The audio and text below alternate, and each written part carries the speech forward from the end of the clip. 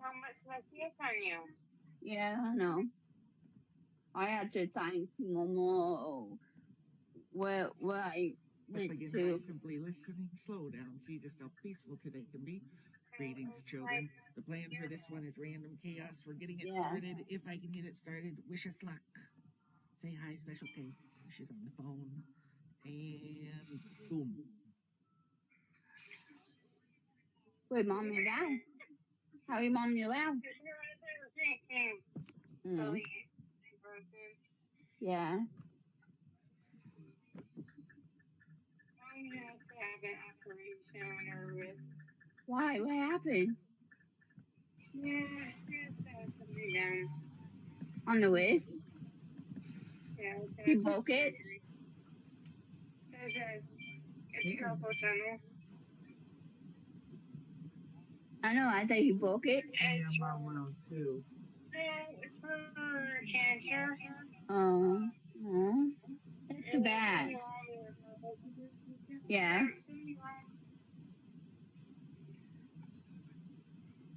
You some cutting out too. Yeah, coming up trying to find you for the.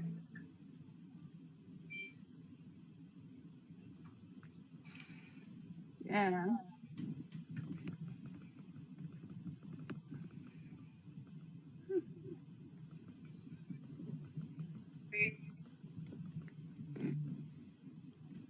I'm making the funny face at you.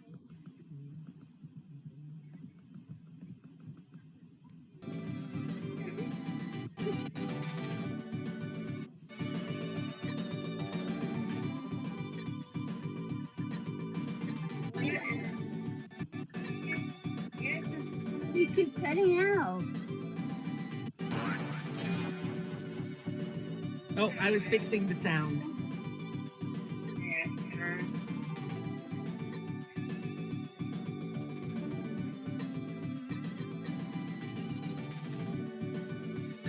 Your mom knows that it's still not working?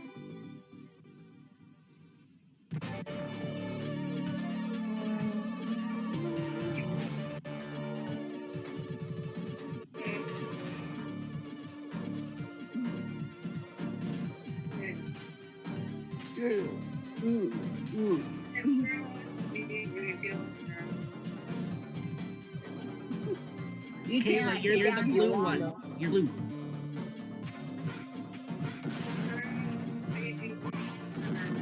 Yeah, I know. Who? Oh, who is it? Cousin?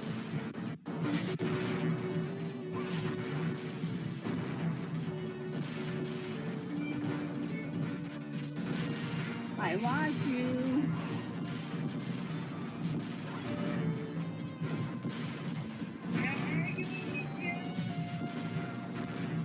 Come on.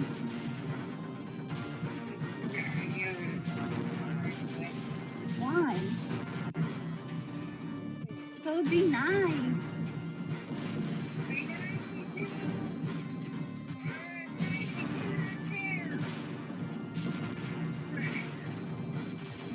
Oh, you put your doggy leash.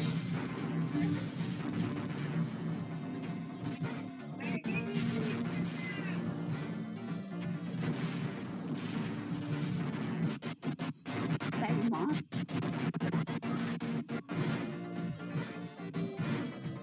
What is that? Yeah. You need to tell your mom your son's making.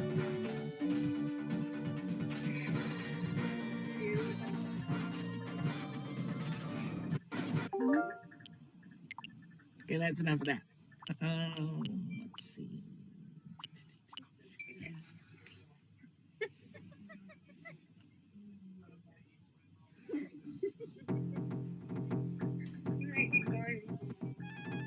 Yeah, I know. That's crazy. Press the plus button. Try pressing the plus button.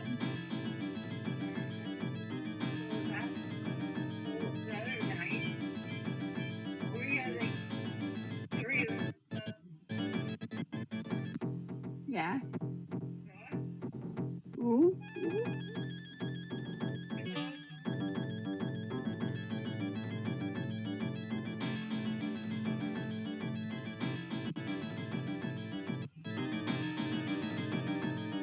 Not my phone. Turning on.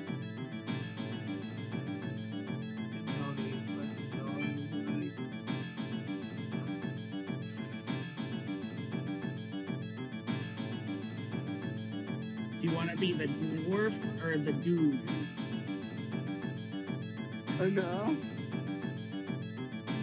Okay. I already chose her, sir. I was quicker than you.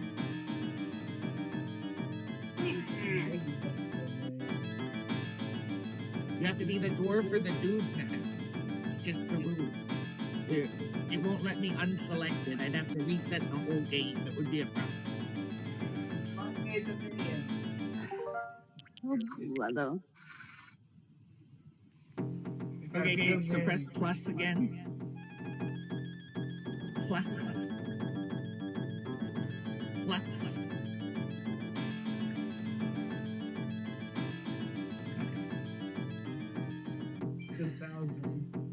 Okay. I'm gonna cash this in later. This was a serious kindness. I'm choosing that one.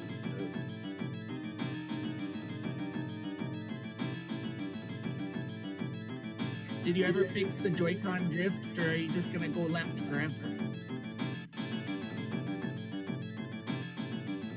When the girl's in front, you have to choose her. And ideally, you should, press the buttons. Gotta press the buttons, man. You could press Y or B or A when the girl's in front. I know, I did. Now not me. Or you could press the plus button again when she's in front. I don't know. So can you do that? You just made me screw up. I was in the lead. You made him I die. tried to put Kayla, how dare you? How dare you? That's rude.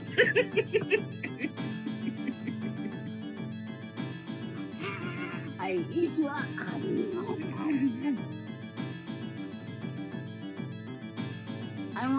I want a girl. That's why I tried to push. Can't choose a girl.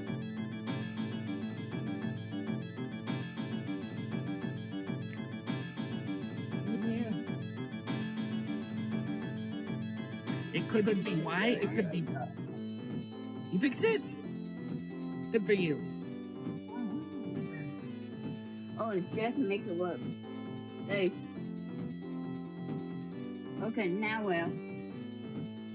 Apparently, the princess is captive, the friends are getting murdered, we gotta go kick some tail. Okay, go. And only press the Y button when the boss is on the screen. I just made that mistake. Be careful. I just told you not to do that. I said don't press the Y button. Oh, my bad. You're screwing me up now.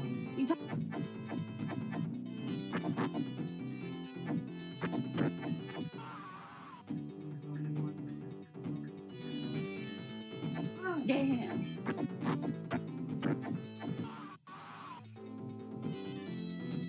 Making me lose all my $1 million. Oh. Go ahead. You can purple die or what, whoever. Leave me alone.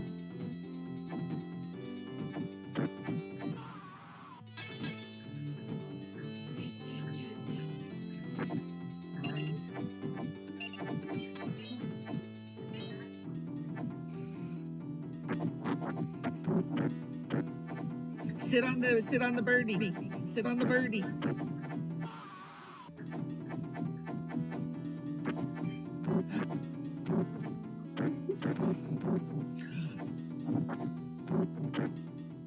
Sit on the bird again. Oh shoot.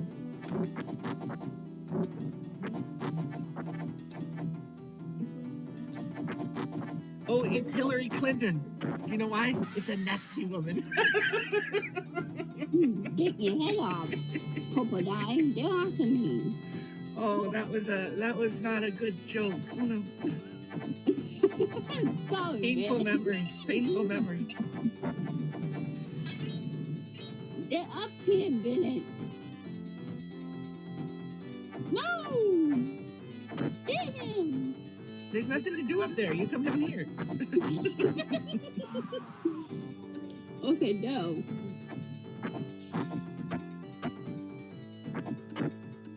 Nice job. Thank you. It's what I do. It's a talent.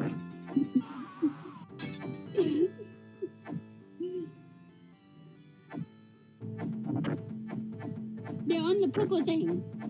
You get on the purple thing and press the Y button. Press the Y button right now. Keep pressing it until you're done, until it doesn't do anything. Magic.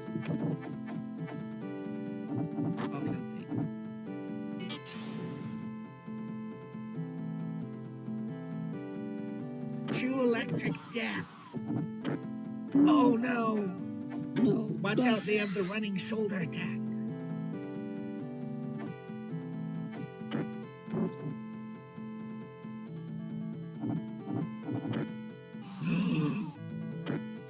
He did not just do that.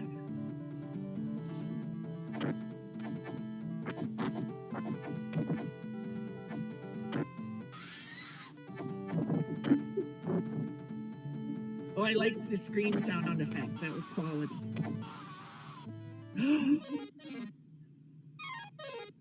I don't know who did that.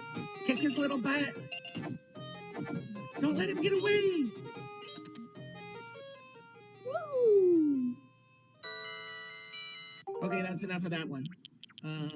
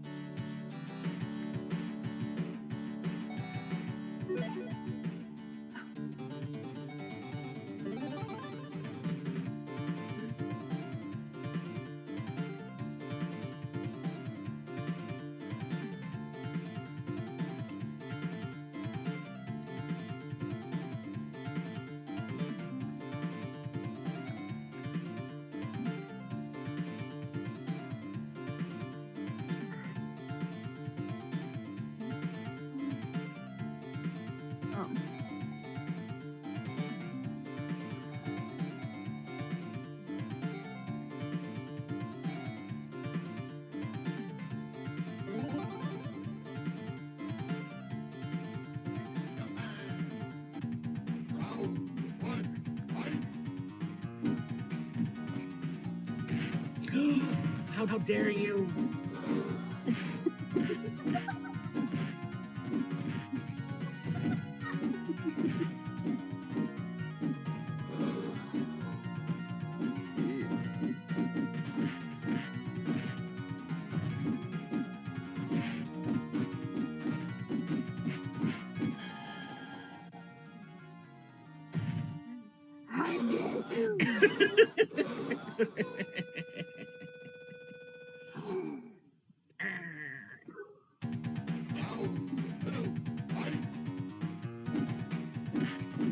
Then you do your punch, people.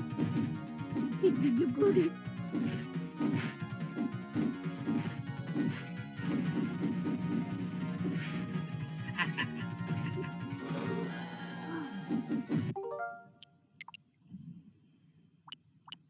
Did you? What am I doing?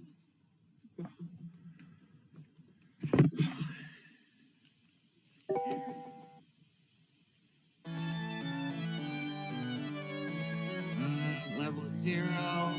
Press 2 point. Press your plus button. What, BOA?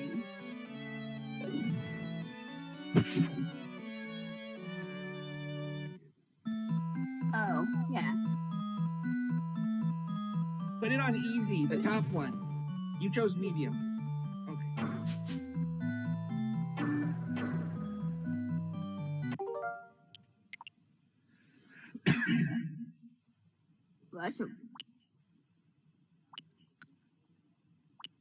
There's 2 alien games. I'm not sure this is the one I know, I see that. Where's the other alien game? Alien! No. I guess there's 3 alien games. And the one I'm thinking of is not in this selection.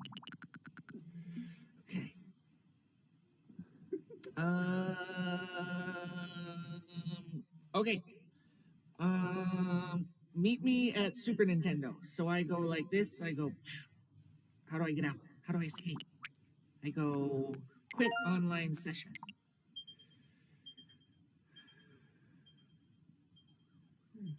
So I go home. And then I go to... I want to take a quick look at Nintendo 64, and then I'm going to go to Super Nintendo, because I think what we need is in Super Nintendo next. But Nintendo 64 could have it if they uploaded Perfect Dark, although there might be legal rights issues since Microsoft just bought the people who made Perfect Dark. But they should all just get along and release their software. Yeah. I mean, we already paid for it, so like, what? This one looks fun. This one could be fun. Yeah. But not fun enough. We're going to Super Nintendo. Do you know which one Super Nintendo is? Oh. Our Wii's aren't connected anymore. But you'll see the invite. You'll see the invite. I remember now. I remember how to do it. Oh, I'm gonna do it. It's gonna work. It's gonna work. Okay. Play online. Play while you wait. No passcode.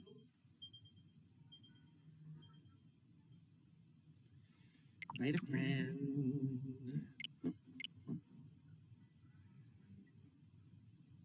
I don't know what one is, top or bottom. I don't know.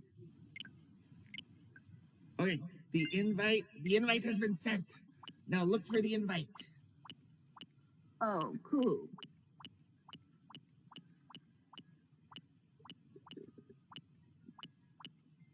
Two pillows.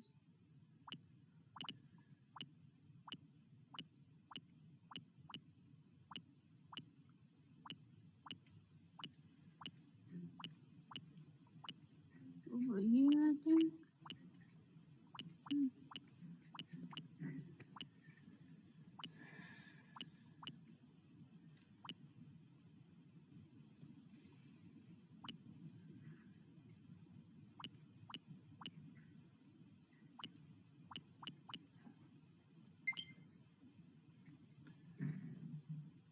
No, don't send me an invite. I sent you the invite. You have to accept your invite. You did it last time. My bad. Let's see here.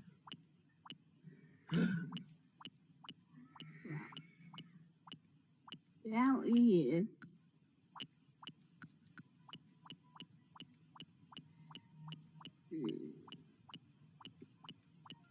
Go back. Yes.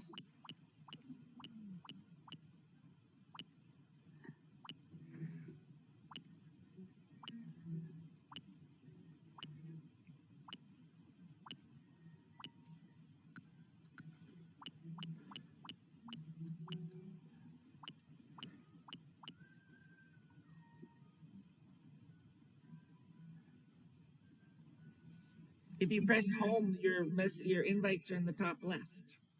If you go to home. Huh.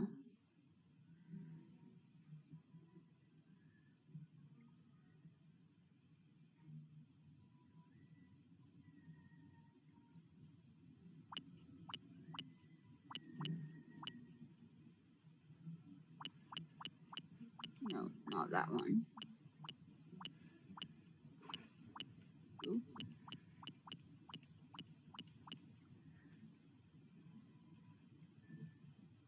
Mm.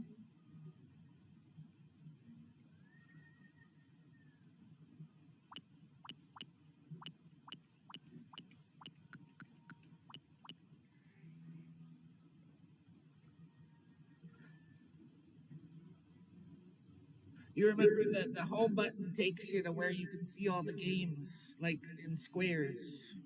Oh. You know, under the right control stick, there's the home button, and it takes you back to start. You go back to the start, and then there's a circle in the top left, which is you, and it should have your invites, your account and stuff.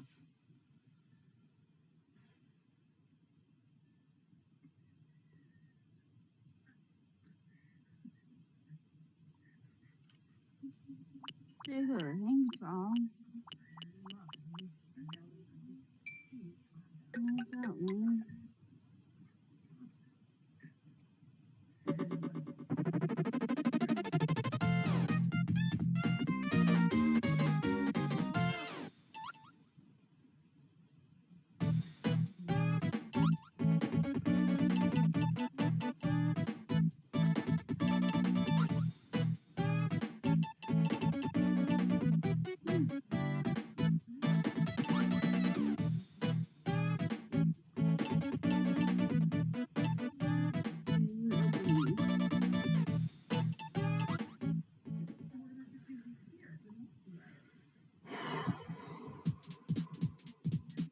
I don't know. I don't know that works. I know what I can do. What? Here, if I show you mine, I can talk you through it. See? So look, after I press home, it looks like this. Can you get to this screen by pressing home? Yeah. It's the button with a picture of a house on it. It's a little tiny. Oh, it's right there. It's right under one of the sticks. Underneath one of the sticks, there's a little black button with the house on it. So you go back to home. You've got to get to home.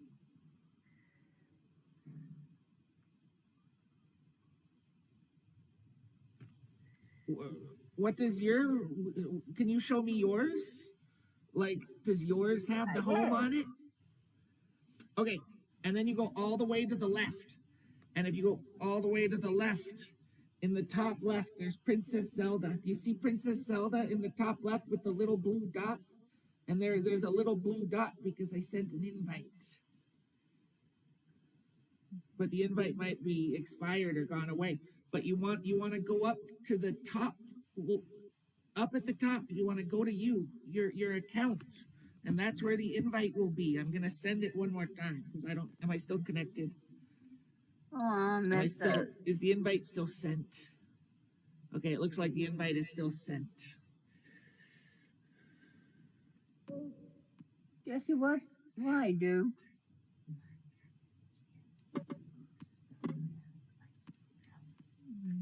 That's 15. I don't know. I raised it, or I don't know.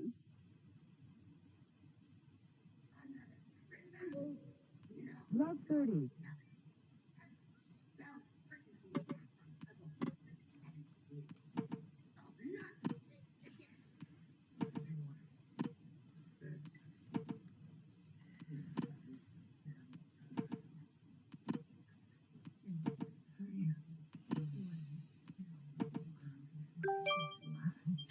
Nicely done. Whew. Okay, so now we go reset.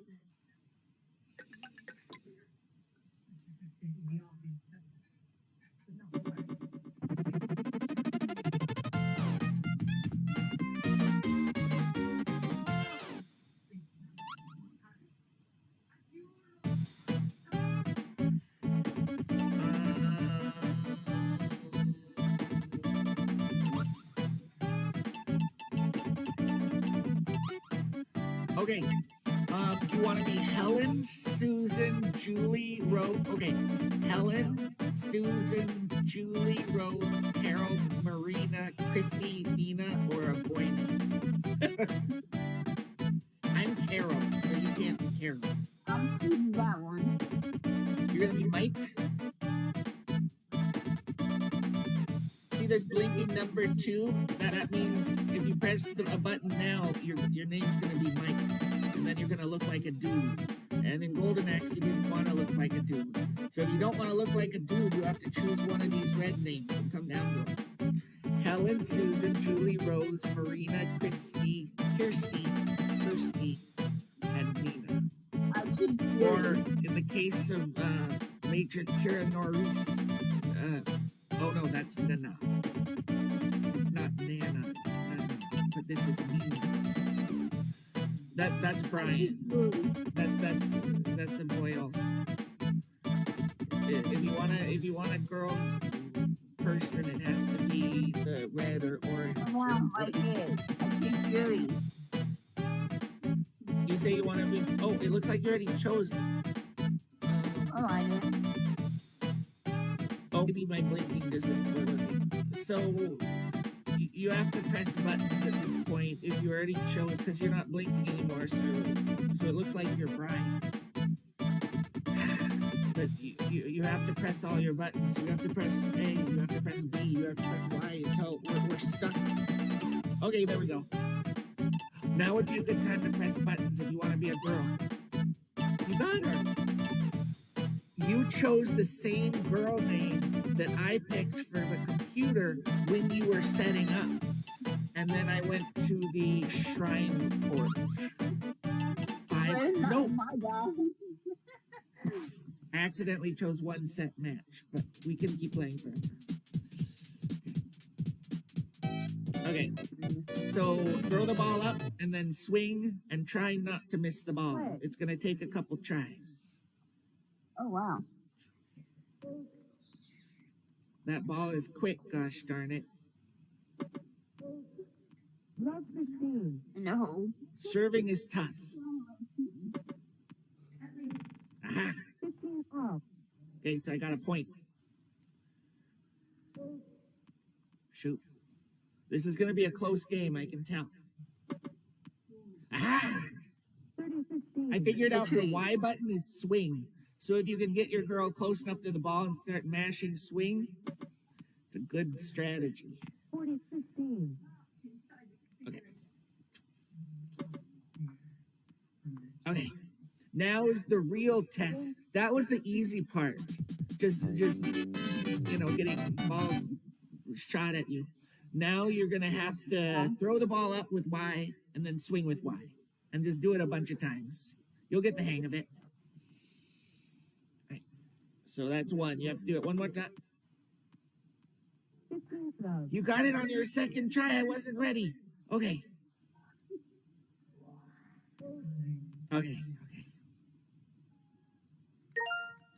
Oh, my bad. 15 off.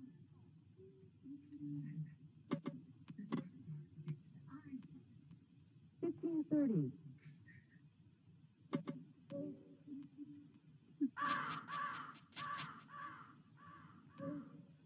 15:40.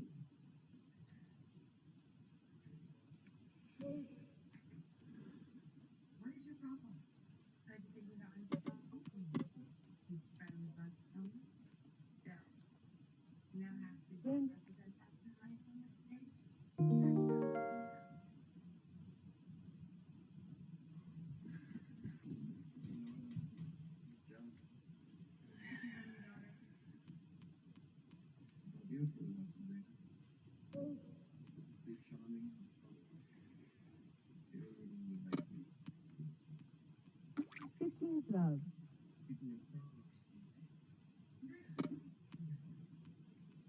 30 love. Okay, just one more and then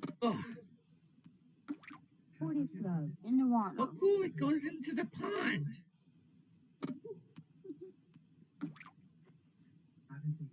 Then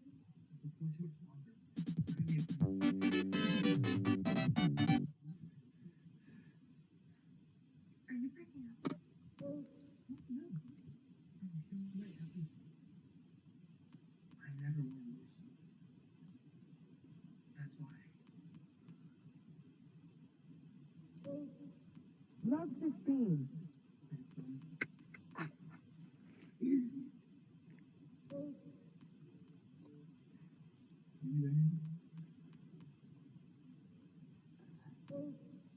Love 30.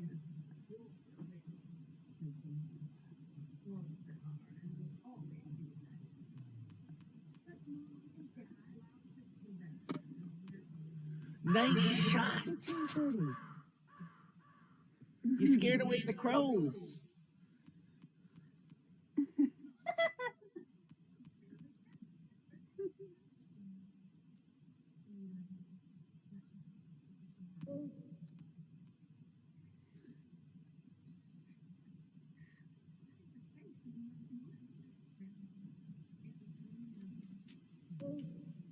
$15.40.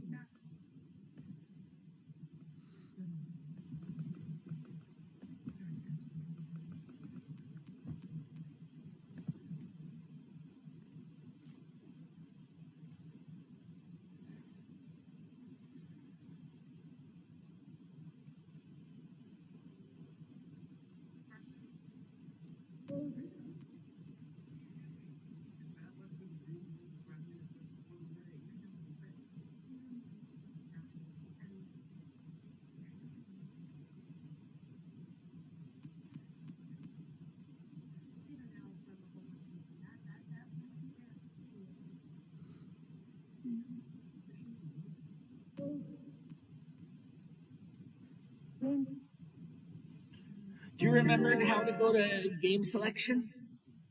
With these two buttons at the top? Press these two and... Yeah. Can you go to where we choose the game?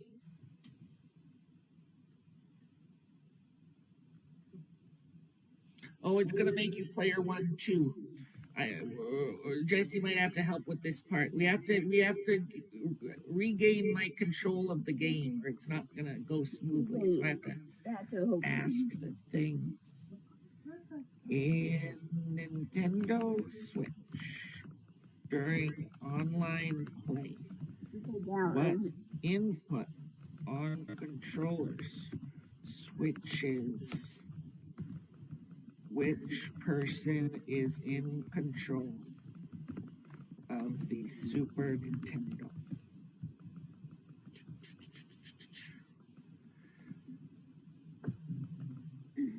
Okay, so I'm asking the computer how to give me control of the Nintendo Switch.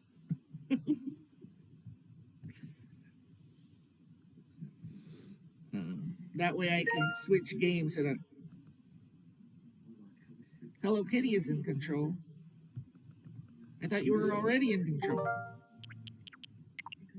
Oh, crazy. So you're only briefly in control while my controller's disconnected. That makes sense. Okay. So the whole thing was a false alarm. It was a false alarm.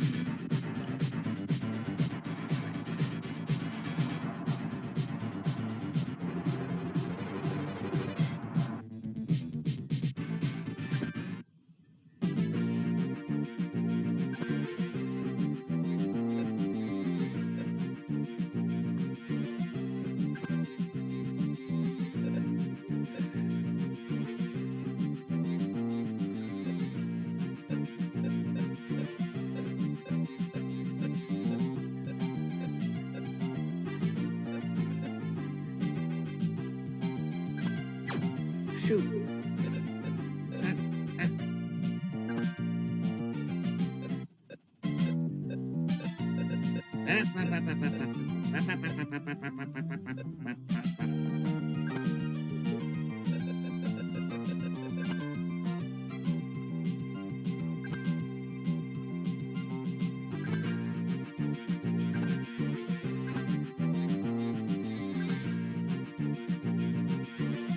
All right, we got this.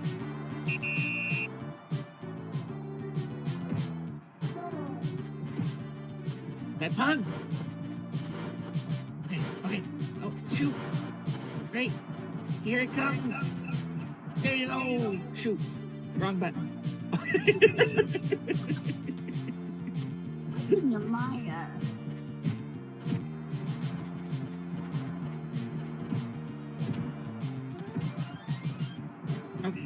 Here comes. Do you see the one that's you? You're the one with the yellow 2 up above your head. And I'm the one with the yellow 1 above my head. Oh, and then all the other ones with the yellow guys are the bad guys. Shoot. Wow. I just passed it to the other team. He looks so friendly. It's like, I'll pass it to him. But it's like, he was not a friendly. He was not a friendly. Okay. Give me that ball. Come back. Shoot. They got us again. They got us again. Oh, shoot.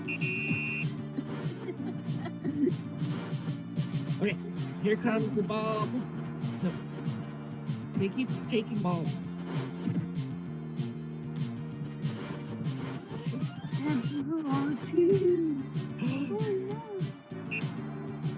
Oh, it's a goal kick.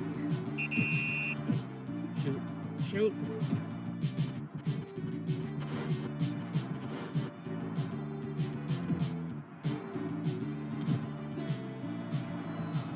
Oh my gosh. We're getting our butts kicked. Yeah, I know. Beat it. Why don't we kick it into their goal instead of them always kicking it in? Let's see here. That was painful. How dare you?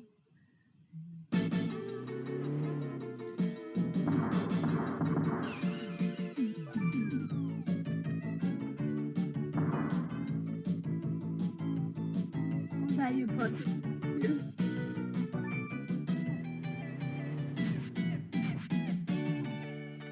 That's something that I find Jesse.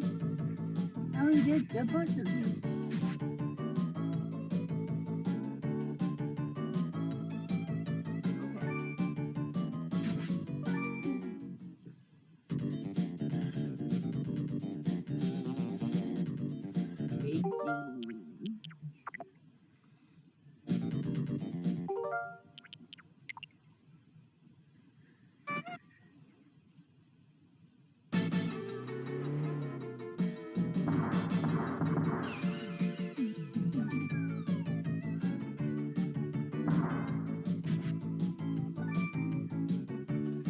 Oh.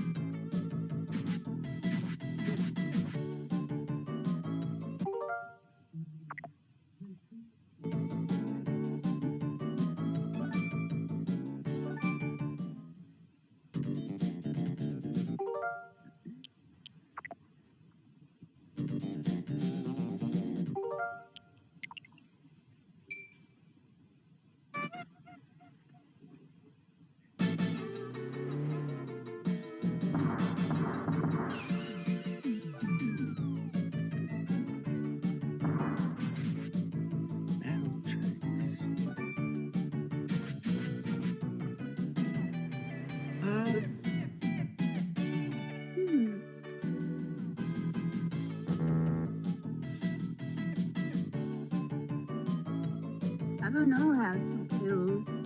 Well, it says player 1. So there must be a player 2.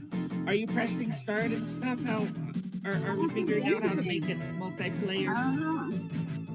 How do I know about that thing? Well, if there's a player 1, why is there no player 2?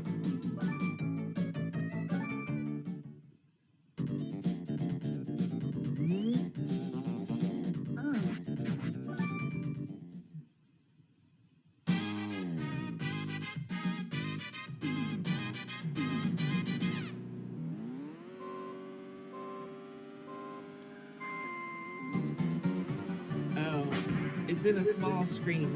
Maybe this one doesn't have maybe this one probably doesn't have a 2-player mode because this would be too crazy. No, I see it. I see it. But those are fun graphics. Oh, let's see. So we go here.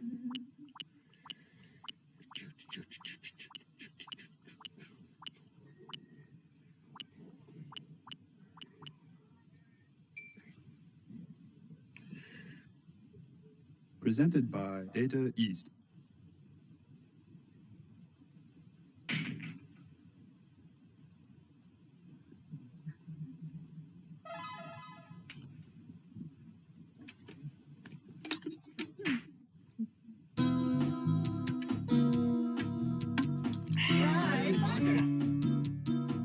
What'd they say? I shouldn't talk over their one line of dialogue. Presented by Data I don't East. know. Presented by Data East.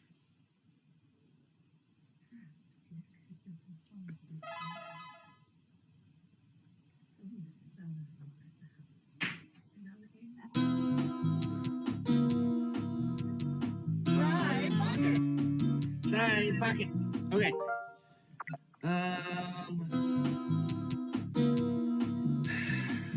Did you need Jesse's help to accept the invite? Can you accept the invite on your own this time? I'm gonna send you a new invite. I don't understand why we couldn't go to home and then go up to that thing. But anyway, we're gonna lure you into Nintendo 64 because I thought of the perfect game. The perfect game. It's gonna be the perfect game. Jesse, please invite. Invite at N64. Here it's Invite coming. people. Invite people. 64 and Nintendo 64. Yeah. I'll send it in like the next 10 seconds. Can I play my games too?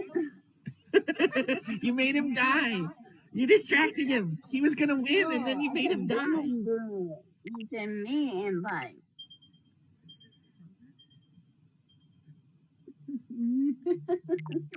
Hey.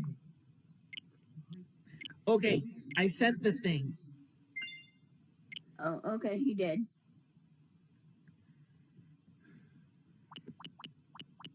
That'd be one time I play it, so.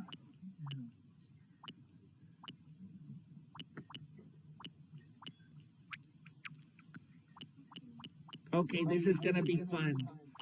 I have ideas for fun. Is Elements Give 2-player? me a time. Kind Take of time doubting I it. play it. Hey, where am I? Here. But I can check. We can check if all of these are 2-player. We press X and it's oh, it's 1-player, but it's pretty. 4 players. 4 players. How is Pokemon Battle Arena Console 2000?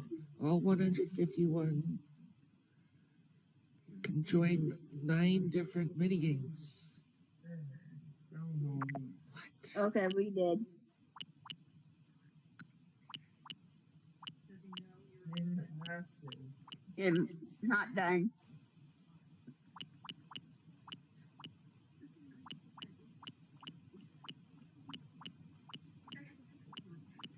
Play while you wait. Oh, I can check.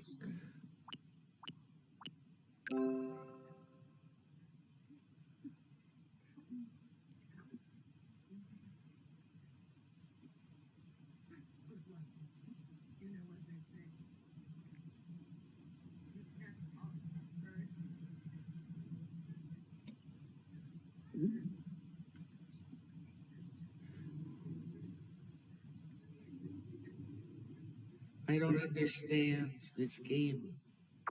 I don't understand.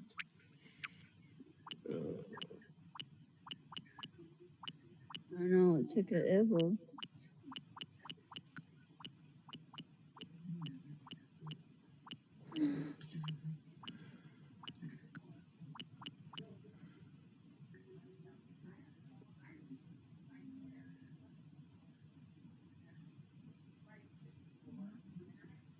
If you go to home, if you go to the home screen, can you click on your face at the top? Because if you click on your face at the top,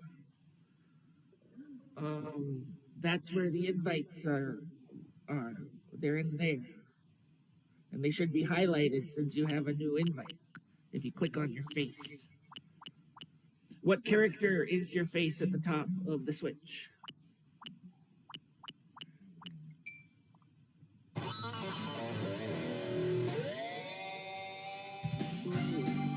Mine is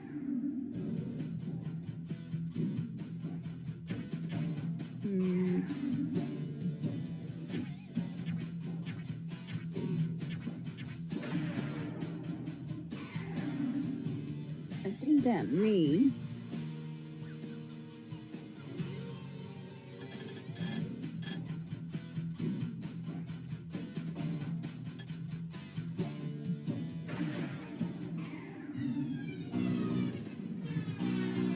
Yeah, I think that is me.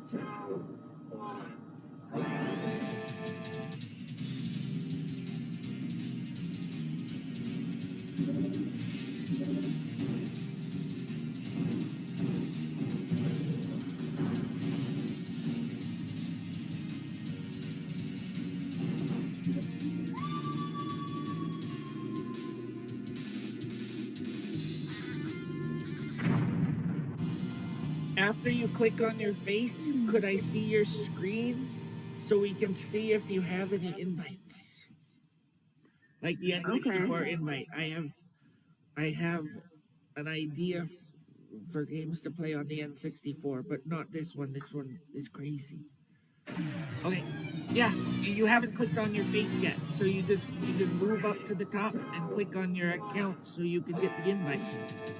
You have to go up and click on your face with like the A button, or it's a touchscreen. Yeah. You could probably just touch it with your finger. Yeah, but one way or the other, we have to select this face.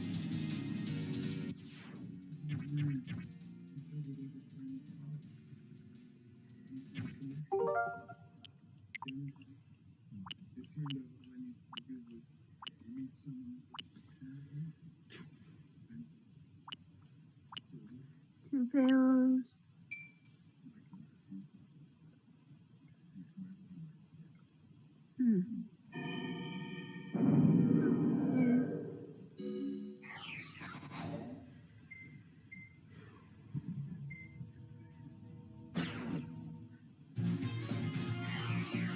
Top.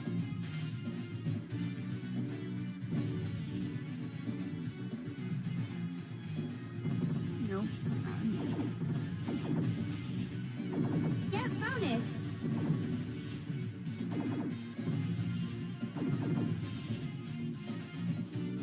Top. Okay. Top.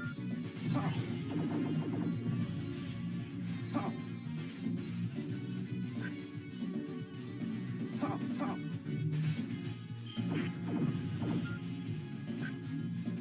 Top. I think I did it. You sent me an invite to Super Nintendo. From home, you want to click on your profile, your face at the top. And I don't know how to do that. Jesse says he won't help anymore. Top, top.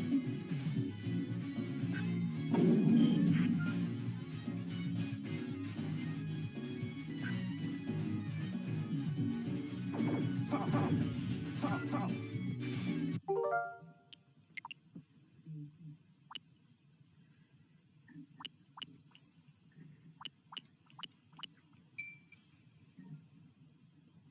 What's Jesse doing? He over here.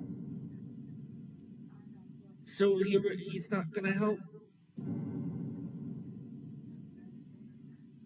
Jesse. Oh my fucking god. What the fuck? I invited her on Nintendo 64. Message from General Pepper. Priority 1. Well, you know how to read it. We need your help, Starfox. Andros has declared war. He's invaded the Lilac system and is trying to take over Corneria. Our army alone can't do the job. Hurry, Starfox. So.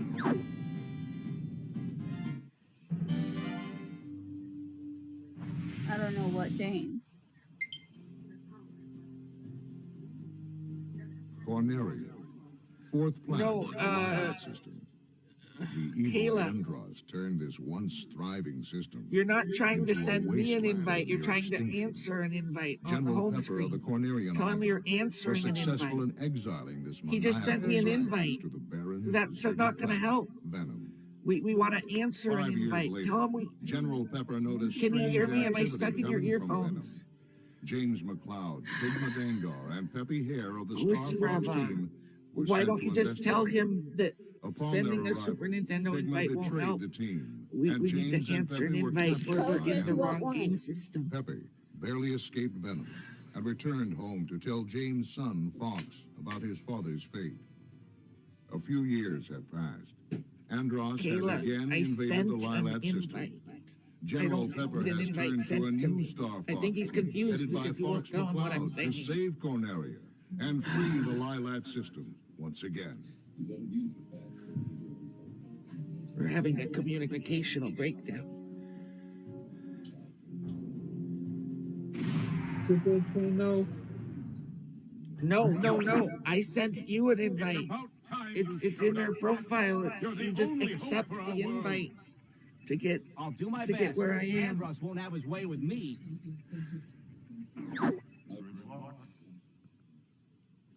Where is the invite? No, I sent you one for N64. I'll send a new one right now as proof. Proof that I'm not crazy. I go to game selection. I go to home. Is that ready go- in the 64 one? We're not connected. I'm here by myself. So I go to quit online session. Yes. I'm gonna create a new one just so there's no confusion. We do play online. Play while you wait. No passcode. Invite a friend. Hello Kitty. Yes. Invite. Okay. So it should be sent this second. This is a new fresh invite. And it's in your invites. And it's not inside any of the games. It's you go to home and then you click on Kayla's face or what character is Kayla's face? What character is the invites in?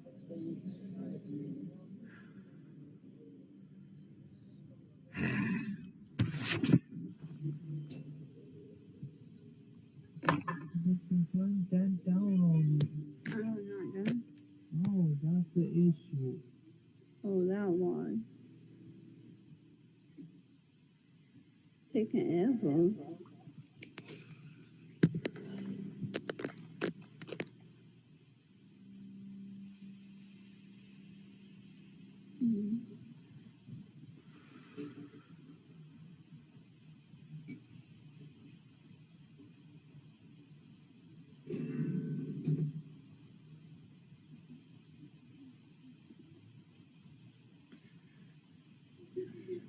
Remember when you joined the Sega Genesis game and then you joined the Super Nintendo game?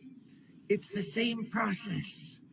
You just join the N64 game next. So the same way you joined Super Nintendo and the same way you joined Genesis. You just do the same thing you've done twice before tonight. I know. Mine not done. It's not done. No, you're not done. What do you mean? It's still moving.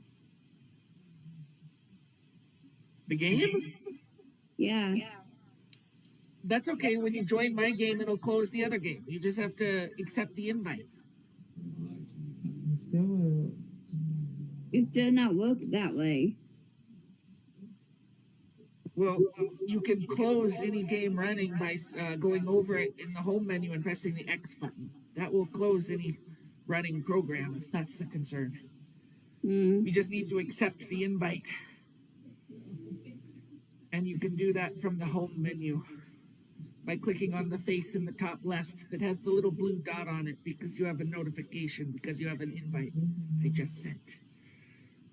I know. It's still doing. It's not done. I don't know what it's doing, but maybe you should just reboot the Switch. Like hold down the power button and then charge it up again. if it's stuck someplace, just start it over. Because the invite's going to be in your home menu, which is the first thing you'll see if your Switch is running properly. Yeah, because the eyesight take it ever. Oh, it's the Wi-Fi rainbow wheel. You're not even on the internet anymore. That's tragic. I know. Oh, well, yeah, just why not a reboot? A reboot will give the Wi-Fi a chance to start fresh. Maybe we didn't disconnect our game properly. Maybe it's still looking for the game. I don't know what's going on, but if it's glitching, a reboot couldn't hurt. Reboots do everything. Reboots are the miracle pill. The miracle pill. Yeah, I know. Also the miracle pill. Extension cords. You need a reboot and an extension cord. It's a little black button on the top of the Switch. You just hold it down for like 10 seconds. You hold it down until the screen is black. Like you're just holding down the power button until the screen. If the screen is black, there won't be a rainbow wheel. And then when you turn it back on, there won't be a rainbow wheel. And then you can just accept the invite. It's a foolproof plan. We gotta do it. Let's see, maybe I need to do a hole of golf or something. Let's see.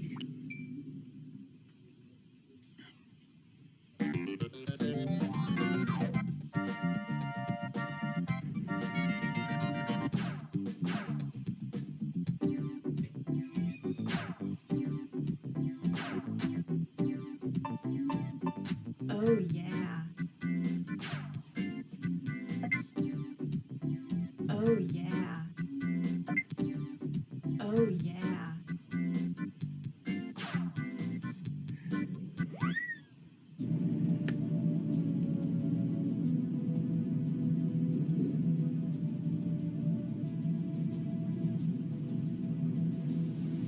Whoa! I'm all over the place. Let's get some speed. I was built for speed.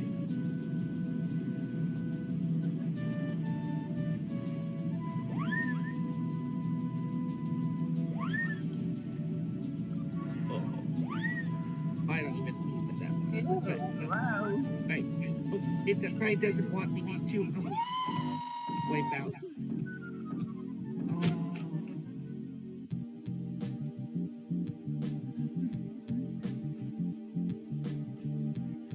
That's probably not a passing grade, huh? Oh, landing impact. It's only 20 points. So I could get a B minus. Do I pass with a B minus? I should just do a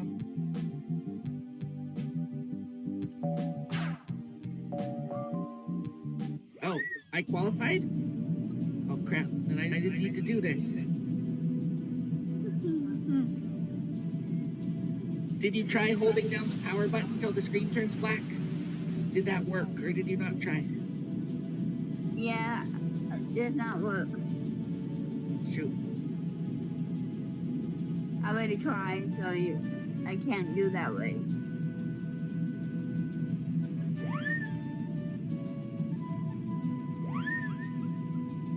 It's almost done. No, that's good. Oh gosh. No, no, no, no!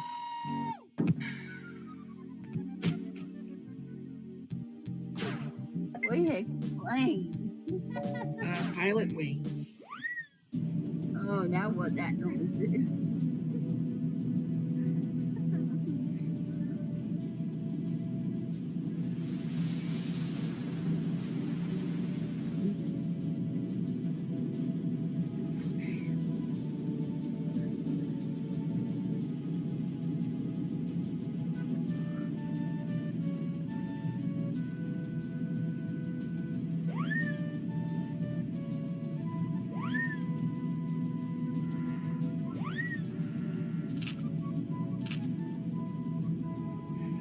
Nosedive! Ugh.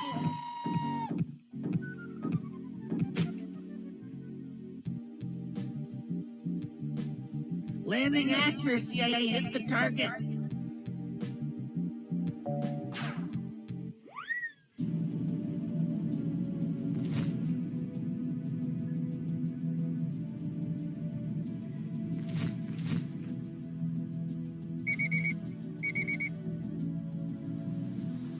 Oh, cool. I have a speed decreasing button. That's good to know about.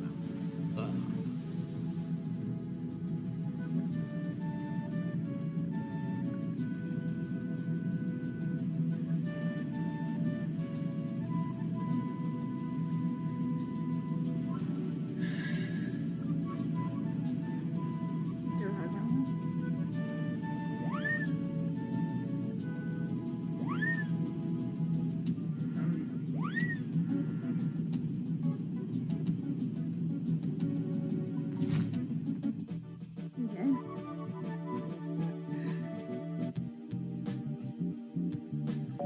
I'll take it. Ugh. Ugh.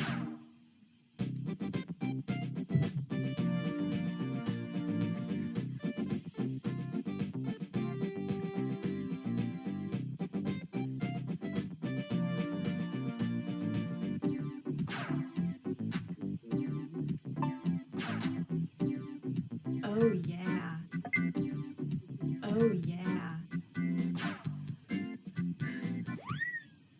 Maybe I should read the controls before I just like.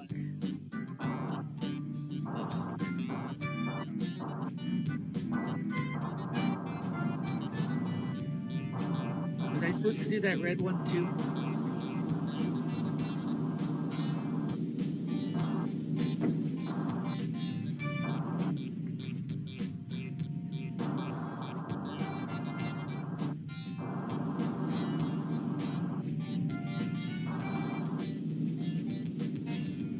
What's the red dot?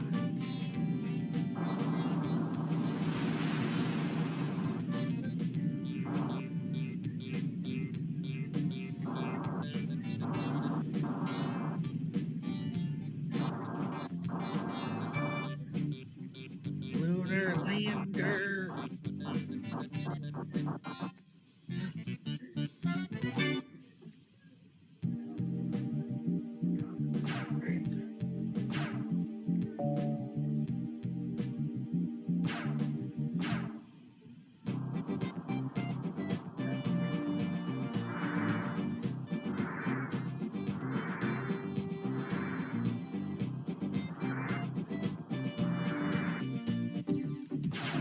Shoot.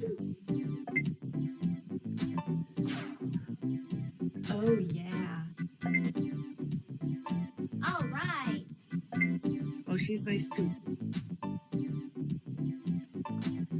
Oh, Here we go. I didn't realize there were 3 girls. I miss.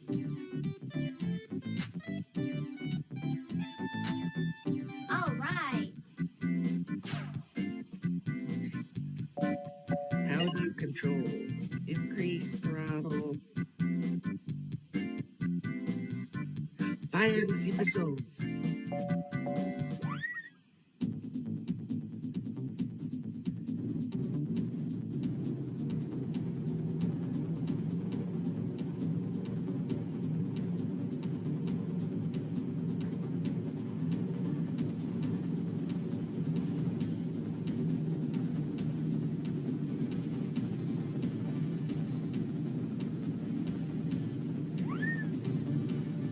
No, there's more.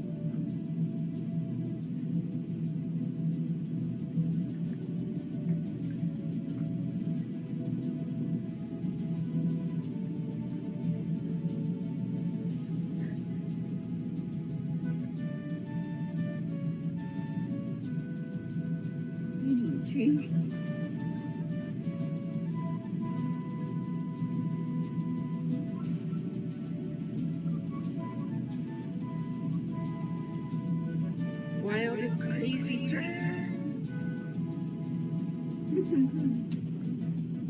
Oh, and I'm probably too high. Okay, it's coming around for another pass. Probably a bad move.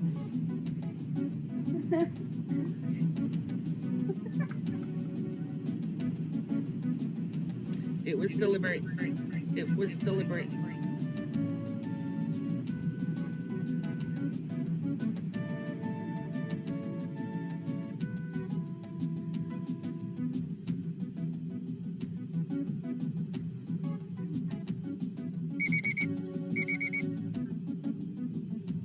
What's beeping?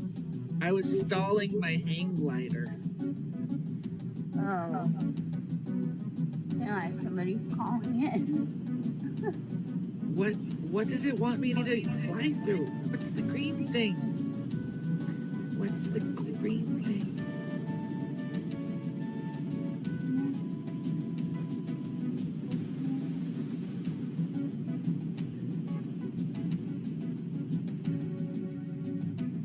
What is that? Okay, business. Where you at? My thing's done. You fixed it. I'm still in an N64, so the last thing I did was I sent you an invite. Do you remember how to check invites? Oh, I could wait to get done. Get what done? There's nothing to do. Oh, where are you playing? You're playing now? I could wait. I sent you an invite. You just have to accept the invite and then we can play together. I wanted to play together and this was like 20 minutes ago.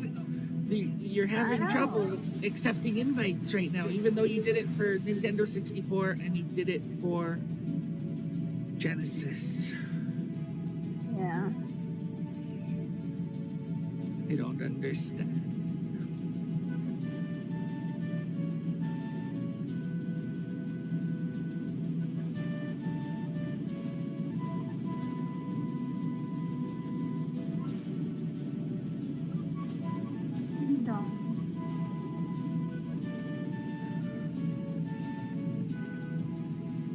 Ooh, I find business.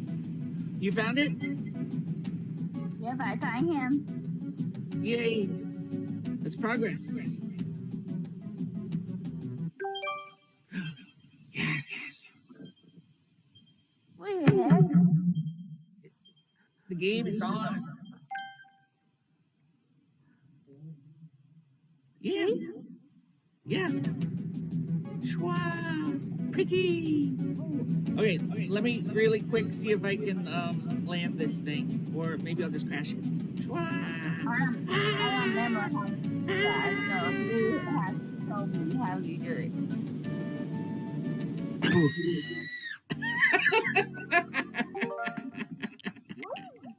Crackers! Oh my god! How dare you? How dare you? That racing one too. I just see a racing one.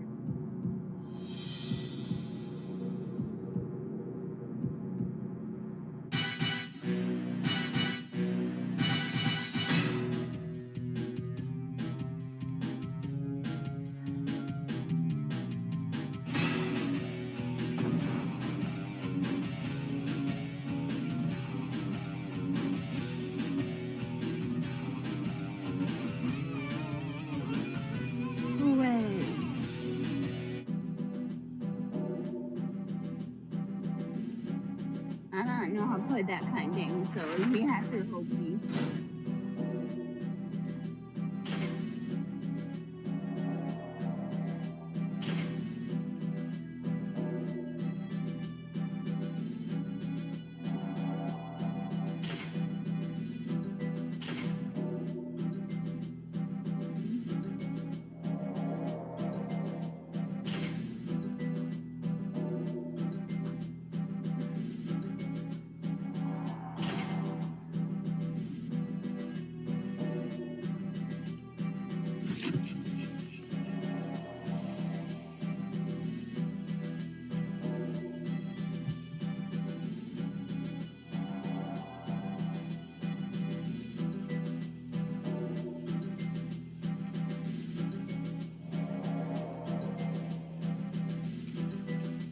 You go left and right, and you choose a person. You're on the bottom.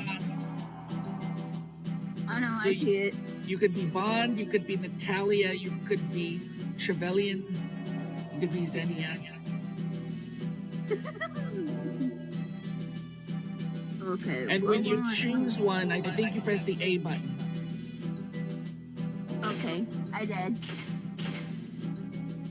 All right, I'm being and now you're gonna have to do it again because I messed up. Okay. How dare you, boy? Oh, okay. I fixed it. I did. I choose one. You say one. Okay. So you go to health plus 10. Health plus 10. And I'll be health minus 10. So you be health plus 10. So you go to the right. Right. No. Try pressing the B button and then go to the right until it says health plus 10. That's minus. So you go to the right. To the right. Right. Alright. So Oh, crap. I went past it. we want to get rid of that minus. The minus is bad. We want to get it plus 10. Like, so you have to go to the right. So you have to get the numbers smaller and smaller. Go to 9, then 8, 7, 6. So get the numbers to get smaller. So go 9, 8, 7, 6.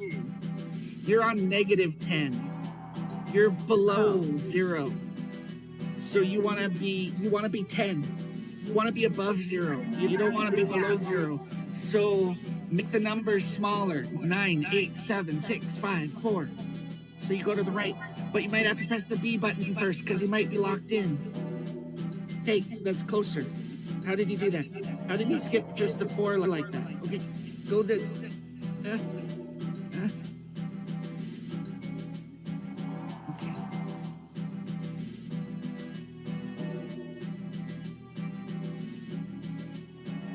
Okay. See... Yeah, you want to go left and right. So I wouldn't use the joystick, use the D-pad and go to the right. You can do it. Here. Can you get to negative 3? Here. See the directional pad. Don't use the joystick. The joystick will just mess you up.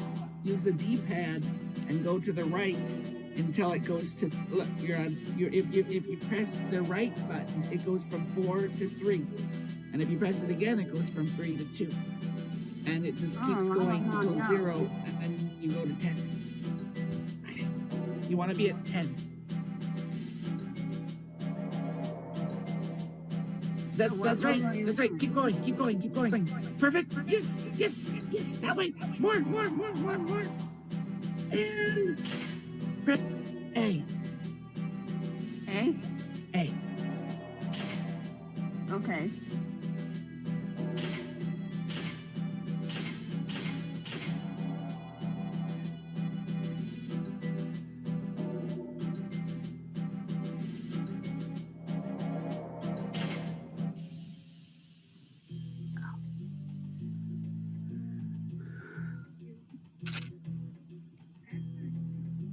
I'm knowing why you're so cool.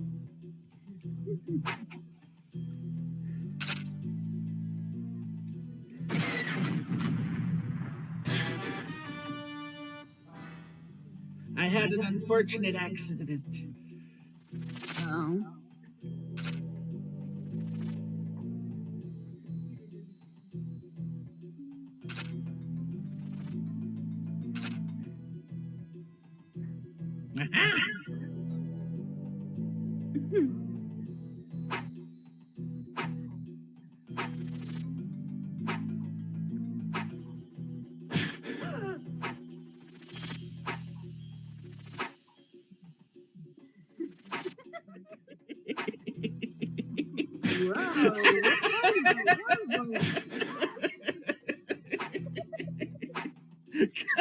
Come back!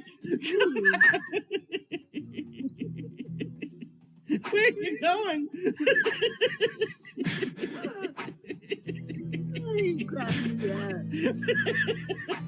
Take. Whoa. Come back!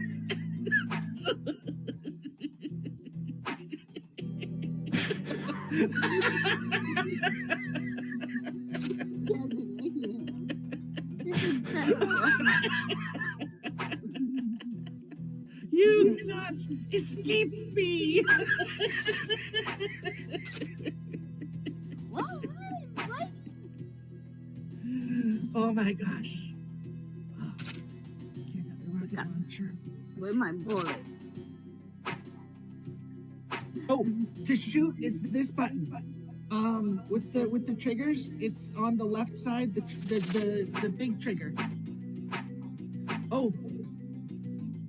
But to select it, you have to press the dash. Oh, crap. I wasn't ready for that. I was helping you figure it out. I don't want to do that.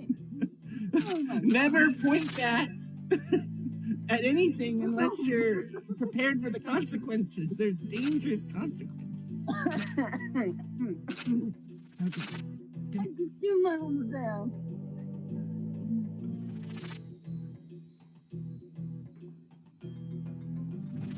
Don't you bullet. This is a stick up. Give me all your loonies and your toonies.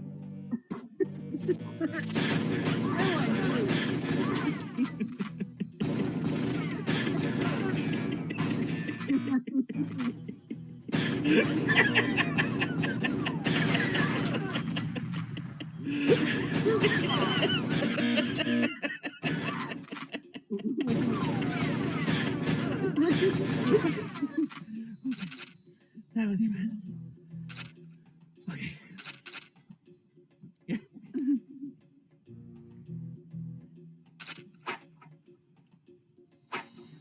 Don't walk by me, lady.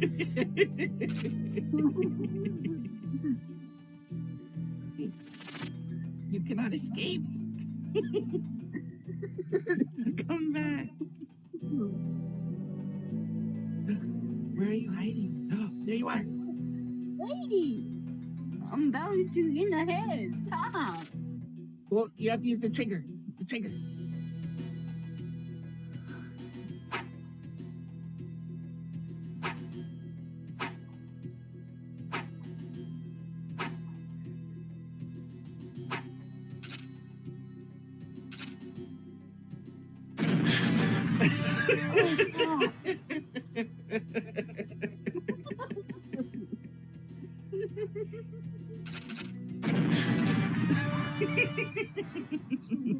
It appears you've had an unfortunate accident.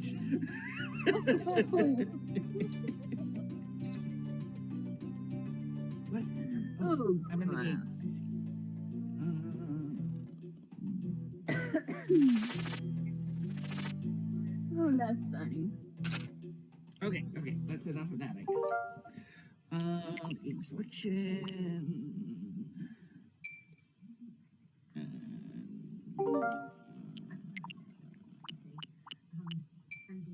Okay.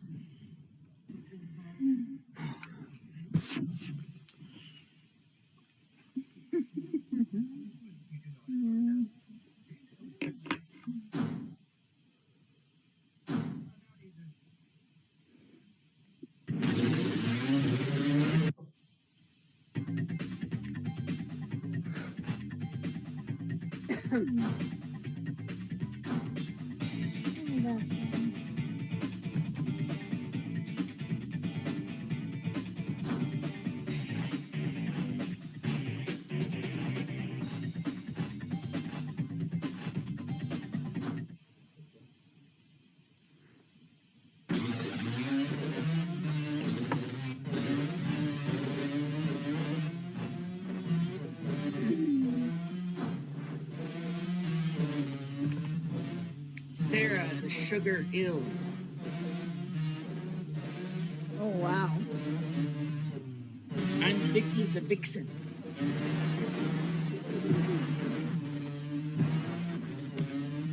Alright, you have to choose. Are you gonna be Sarah Sugar? Oh, I don't know.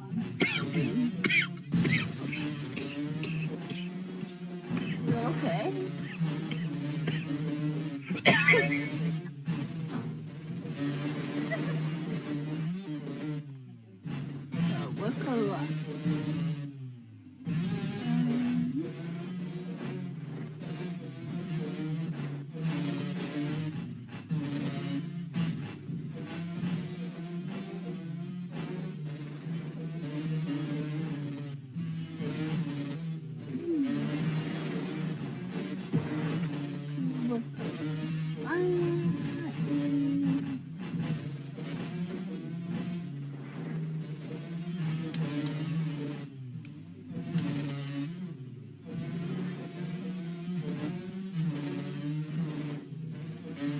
taking this choice very seriously.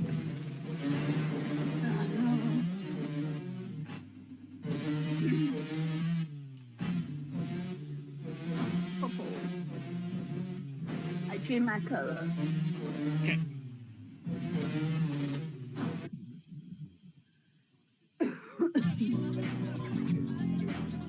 Oh, that's done. The riders are lined up at the starting gate and ready to go. 3, 2, 1, go! What are you doing? I didn't know what the gas pedal was. Wow. Okay. Don't crash into the boxes. I know, I'm not trying to.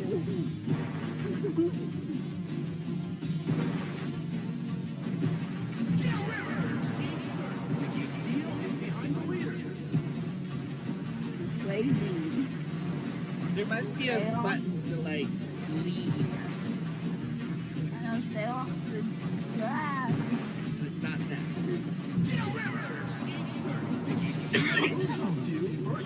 Going to lap 2, Mickey's Field at the lead.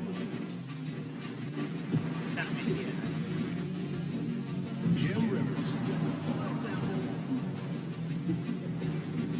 Yeah, that's how you turn.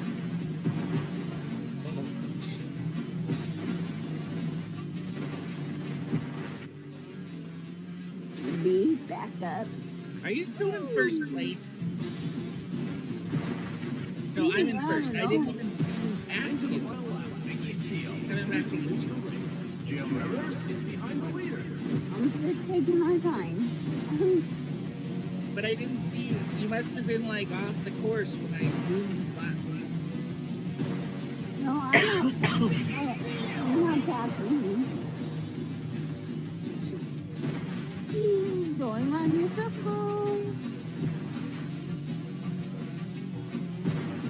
Oh no.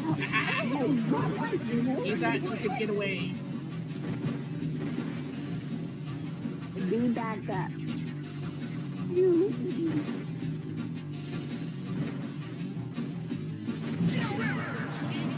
Mickey's Field moves up to first place. I can bite.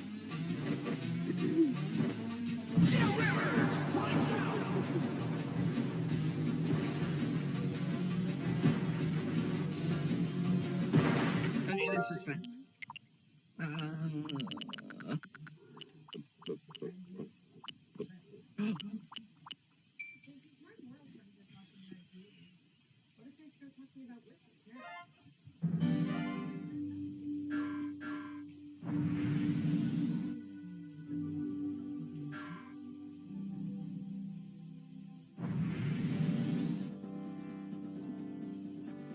Okay, I think, I don't know what handicap level means, so maybe we can just, maybe I'll just be 2. Let's both be 2. Yeah, I'm push 2.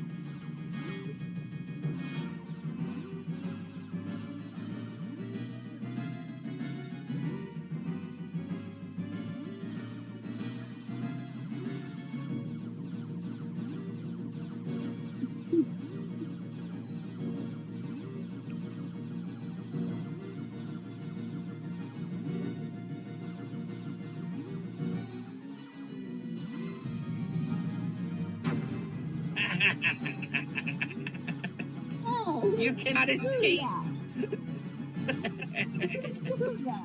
Prepare for ramming speed.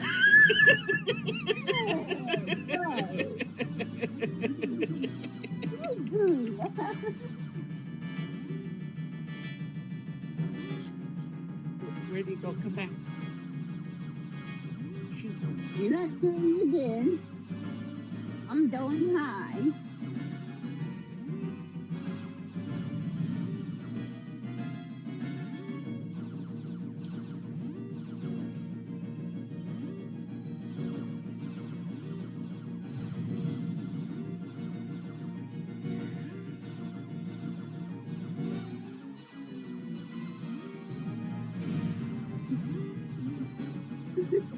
I'm passing Jimmy.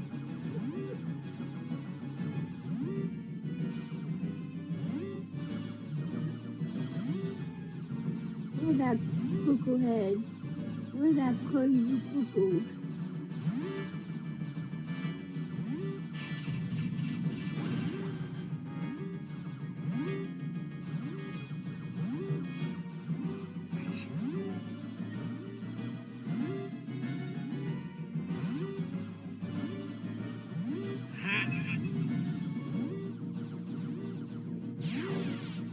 Behind the hill.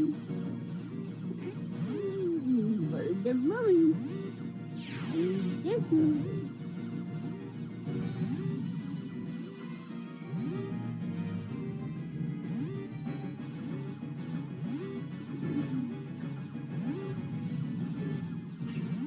I'm tired. I'm dying. I'm gonna die.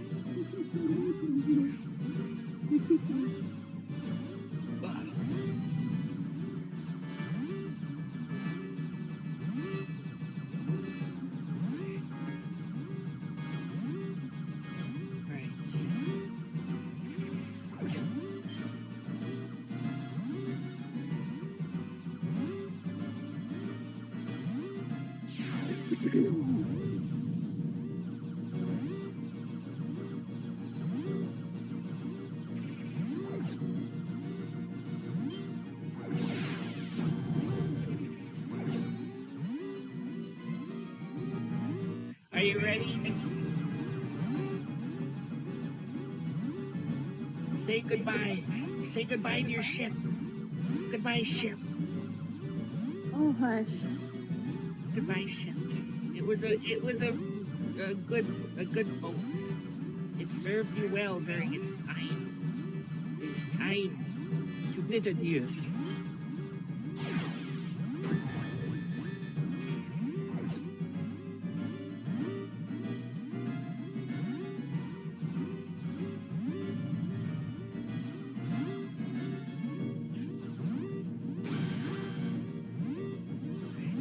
All good things must come to an end.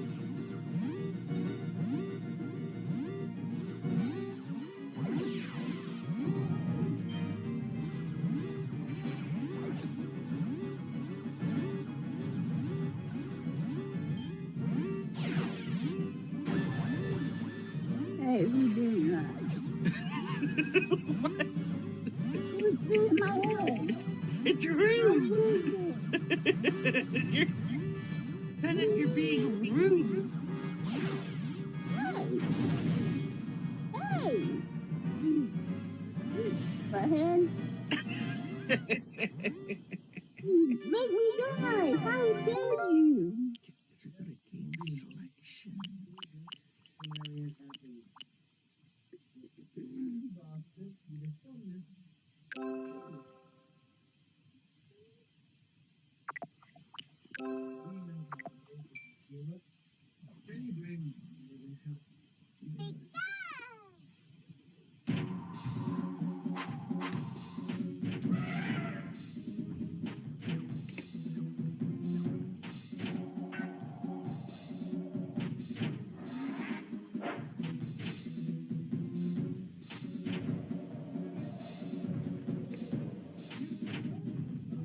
Oh wow, Pikachu.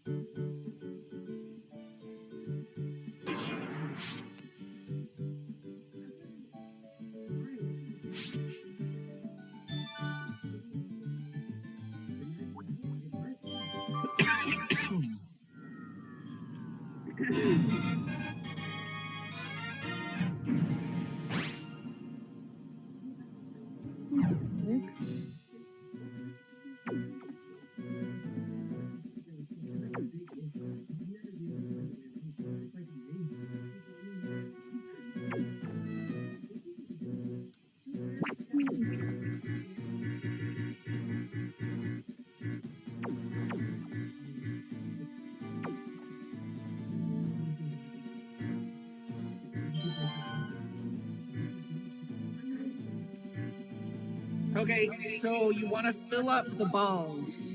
So you have one green ball. So to fill it up, you could press B for Voltorb.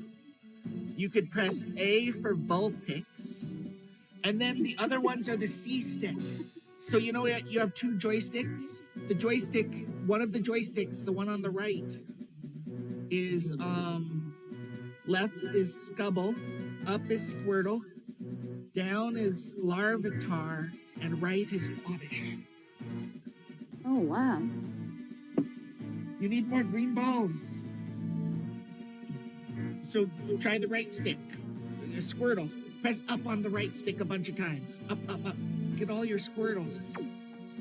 And then press A. Are you ready? This battle is for eager people who want to battle right away.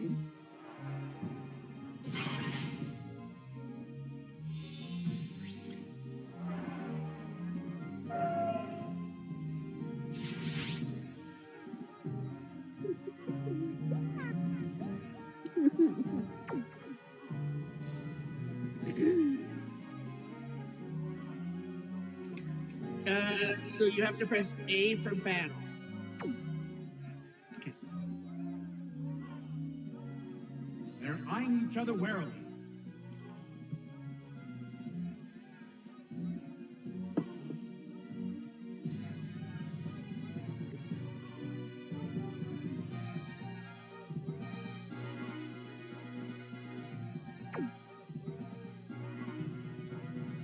The trainer hasn't issued a command. Oh, how do we do that?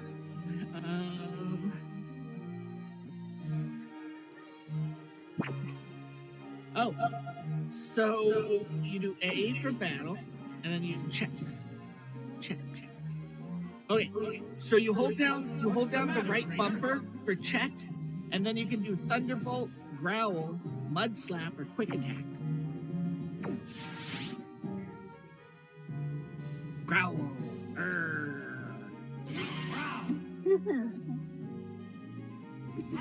Attack power is down.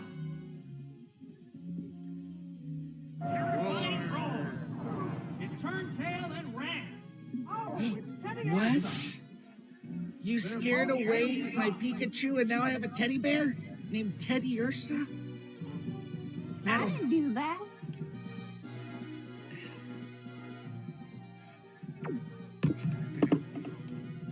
Check. Where's my check? Oh. They're eyeing each other warily. I should have been here, but Did my teddy bear just refuse to do anything? Or did I miss my turn somehow? So, okay. Maybe I accident. Defense curl. boing. It increased its defense. Okay.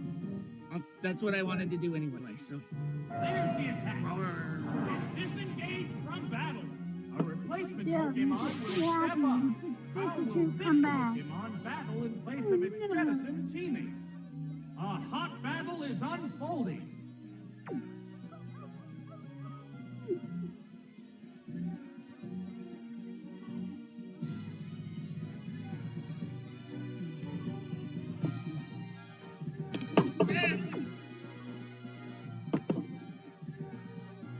They're eyeing each other warily.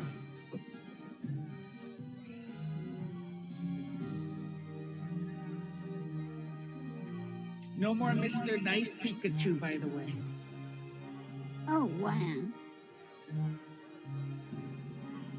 You'll see. Vulpix is in trouble. Commands are made. Here comes a Pokemon switch. Oh, it's Voltorb!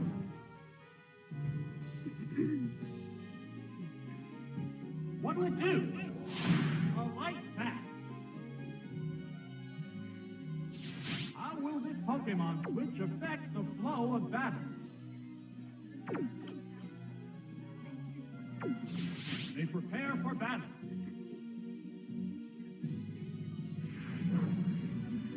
It increased its evasiveness. What's next? It appears to be impervious to damage. Accuracy is down. The white-hot battle continues.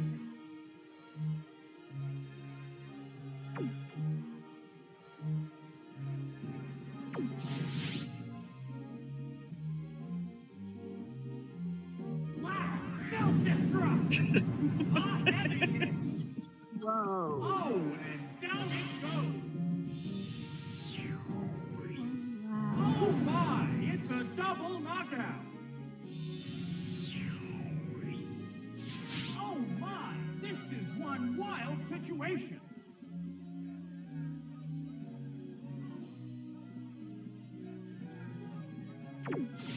They're ready to go. The Pokemon emerges from its Pokeball.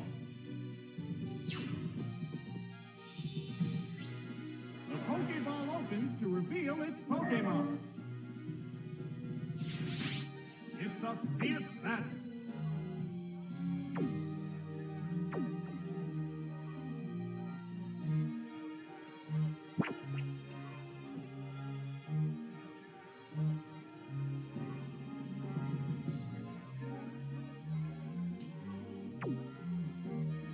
They're eyeing each other warily.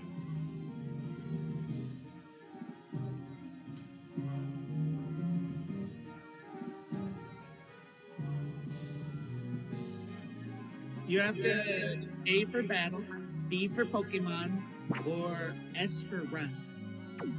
Oh, it was waiting for Trainer me. hasn't issued a command. My bad. Yeah.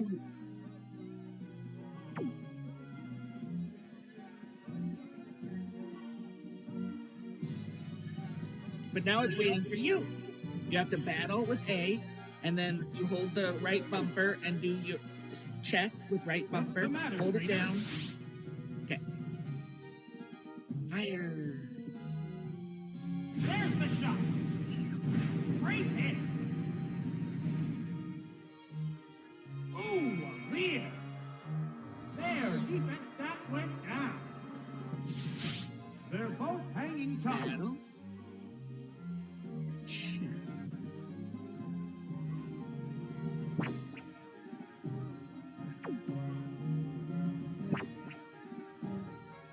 S. What's S? A, B, or run? I guess. Wait, it's They're eyeing each other warily. battle, check, and Combatants face each other. What's this? Hit! That was good! What's that? It turned tail and ran. Oh, it's Cyndaquil. How will this Pokemon battle in place of its jettison teammate? The heated action continues. check, check.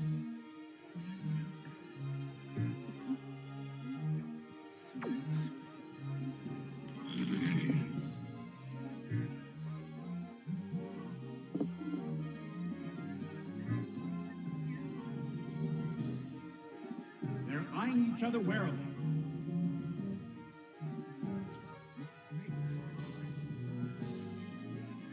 It said something like Vulpix was maxed out or something.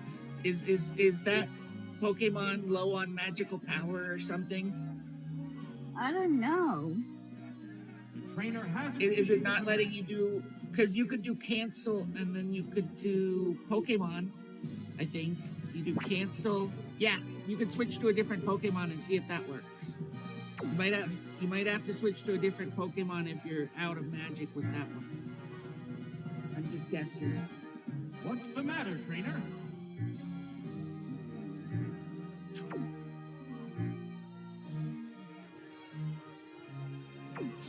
They go into battle pose. The trainer switching Pokemon. Excellent. Oh, it's Snubble! Oh, cool. The smoke screen went up. Yes, it's working! How will this newly switched out Pokemon fare?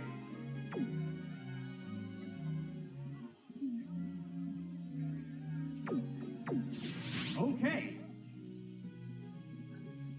How's that? That was a glancing blow. Oh, I barely touched you. Terrifying, scary thing. Oh, its speed is down. The white-hot battle continues.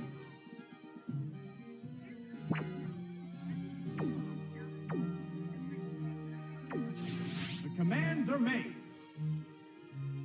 Scary face. There's the attack. Oh no. The target is weakened further. Stop it. What's next? That's it. A hot battle is unfolding.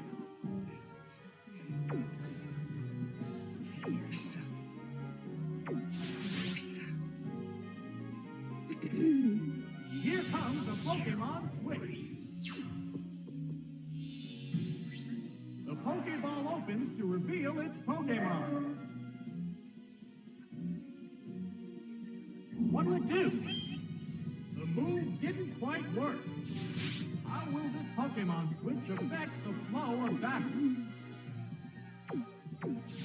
They prepare for battle.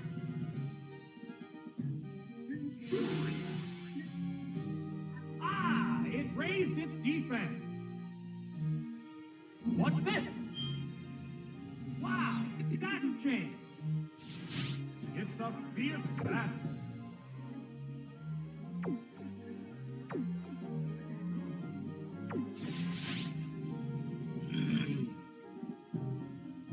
A show of strength. Yes, it's a hit. There it is. Knockout.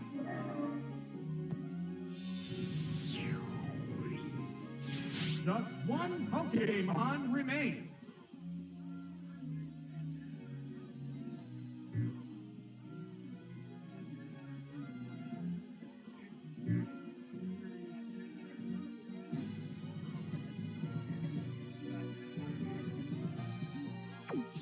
The next Pokemon is ready. This Pokemon is back for another go. This is the last Pokemon. The heated action continues.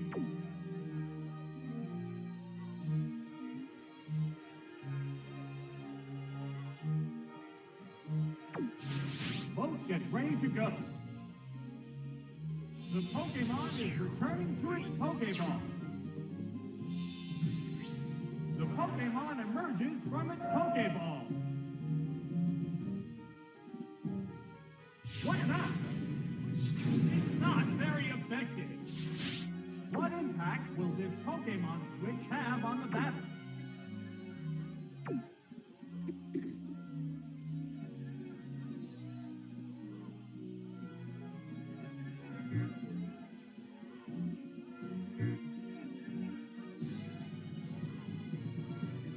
It says Vulpix is already out. You can't do stuff with Vulpix or switch to Vulpix because you're already using Vulpix. Vulpix is the name of that dog cat. Vulpix is already out. Okay. Switching Pokemon. That Pokemon must not have been the right choice. The Pokemon appears with a cry. What's next? A light hit. Well, How will this newly switched out Pokemon fare?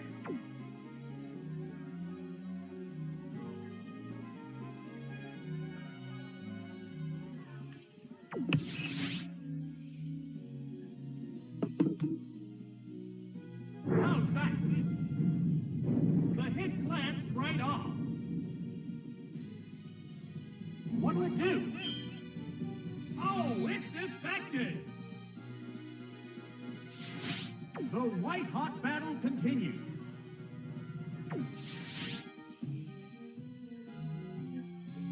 Here comes a Pokemon Switch. Meow. This Pokemon is rejoining the battle.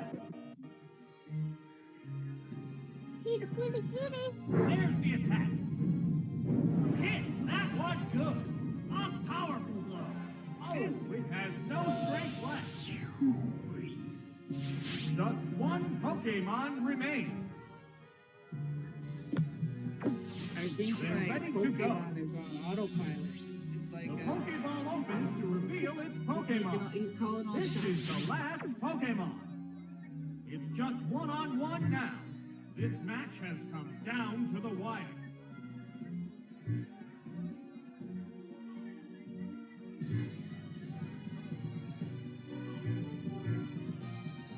I wonder how that happened. Why? They're eyeing each other warily.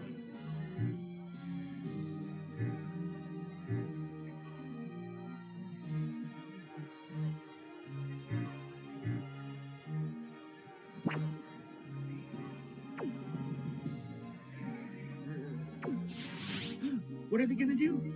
I'm guessing roll out. What's this? No, what's That is Little Debbie. Oh, he's okay. What's that? She's okay. She's okay. Yes, it's a hit. There are no more remaining Pokemon. And there goes the battle. Oh, that was so much fun. You want to do that again? That was fun. I'm gonna choose different Pokemon this time. You want to do that again? Yeah, you could. Oh, are you sure? What do you want to do? You could. Okay, let me know if you want to do like, what's the word? A different game. We can switch games or do something else. Let's try again. Change team combination. We're gonna go back to the drawing board when we make our team. Yes. So yes. And then this thing with the thing. So remember, the right stick is important.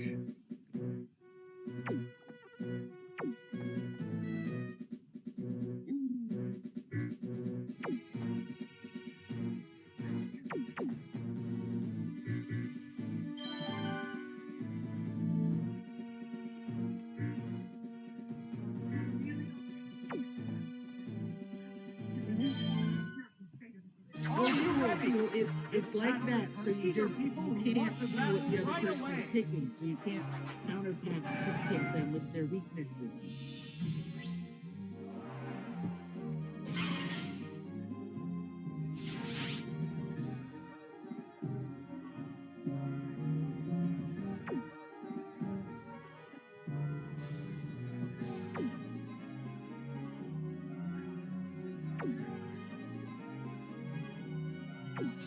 Okay, Shoot. here's the first move. That was a glancing blow. Accuracy is down. It doesn't play underground. It's a fierce battle. The commands are made. What's next? Oh, that's a miss. A sharp attack. Bullseye. They're both That's a hanging neat tough. trick he has, or she has. There's a little symbol on the screen that says if it's a boy or girl Pokemon. Let's see. There we go. That's what I wanted to do. What would it do? A might hit. He likes that. The stat changer succeeded. Waterfall attack. Whoop, that missed. The heated action continues.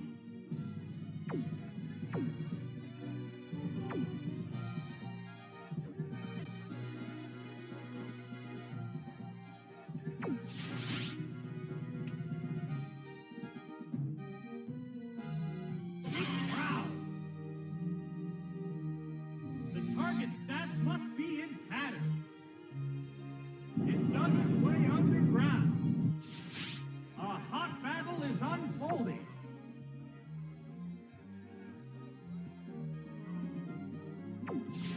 Combatants face each other. There's the attack. The move didn't quite work. There's it. No, that didn't connect. The white-hot battle continues.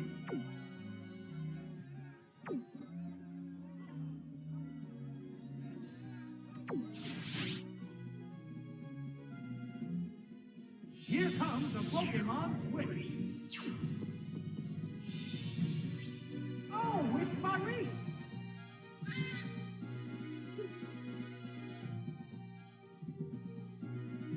How's that? It withstood that easily. Oh, it's infected! How will this Pokemon Switch affect the flow of battle?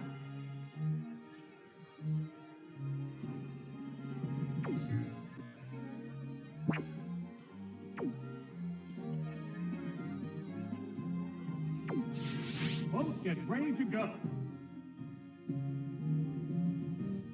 What's this?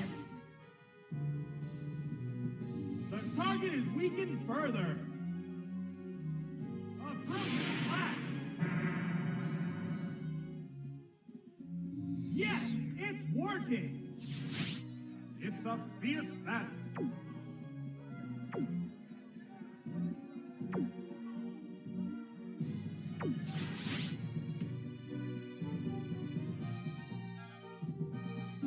What now? No, the move failed. What will it do? It's not very effective.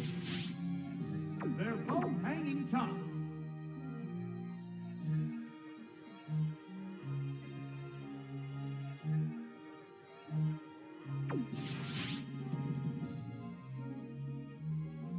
The Pokemon is returning to its Pokeball. Oh, it's Marmaton!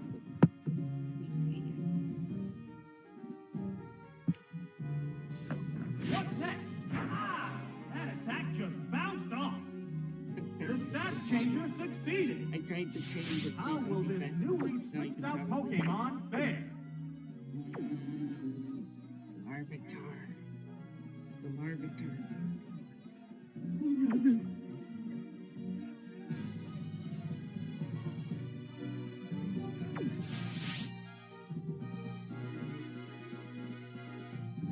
There's the attack. No, that didn't connect. Hang on, Earthquake. Yes, it's a hit.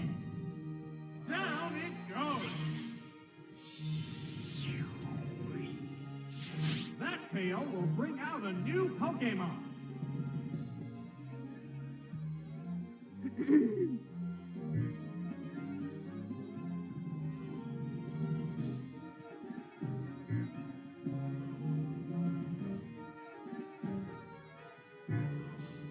The trainer hasn't issued a command.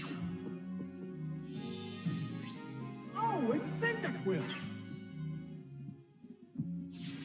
The number of remaining Pokemon is 3 to 2. This battle's outcome is still far from certain. They're ready to go. How's that? Whoop! That missed. Sandstorm has started blowing. The sandstorm rips and tears. Both battlers still look fresh and ready for more.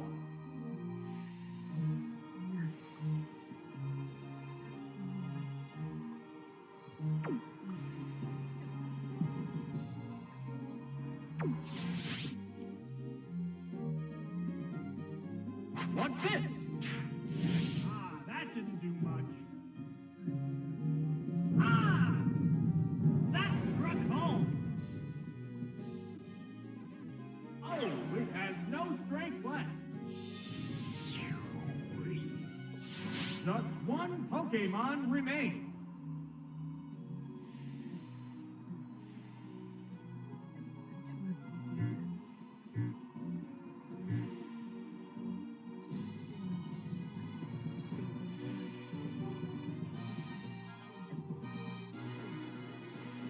Trainer hasn't issued a command.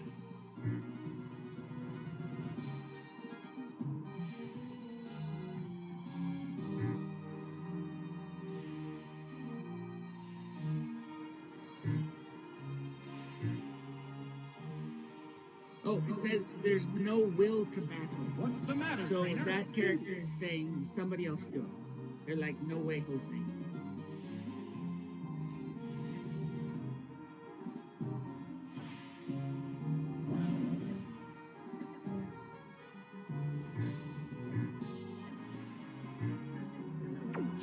Okay. Oh, it's out! This is the last Pokemon. It's Sandstorm Burst. These Pokemon are equally fit. There's plenty of fight left in both of them. Look at that swagger. Oh, its confusion made it tougher. Oh no, it attacked itself. It Sandstorm Wrist and Tan. It used Fairy Juice to restore its HP. The white-hot battle continues.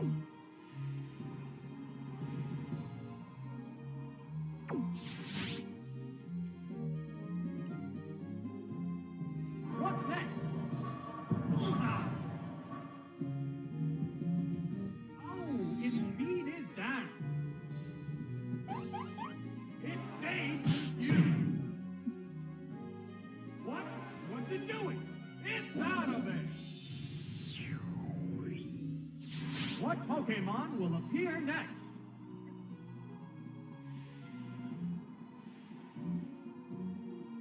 The Pokemon have been chosen.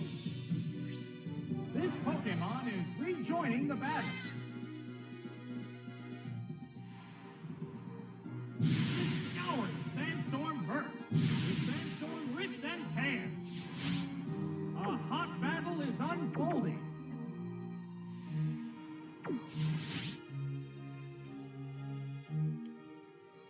It sacrificed speed to raise its power. Here it comes! Thunder! That inflicted some damage. There are no more remaining Pokemon. And there goes the battle!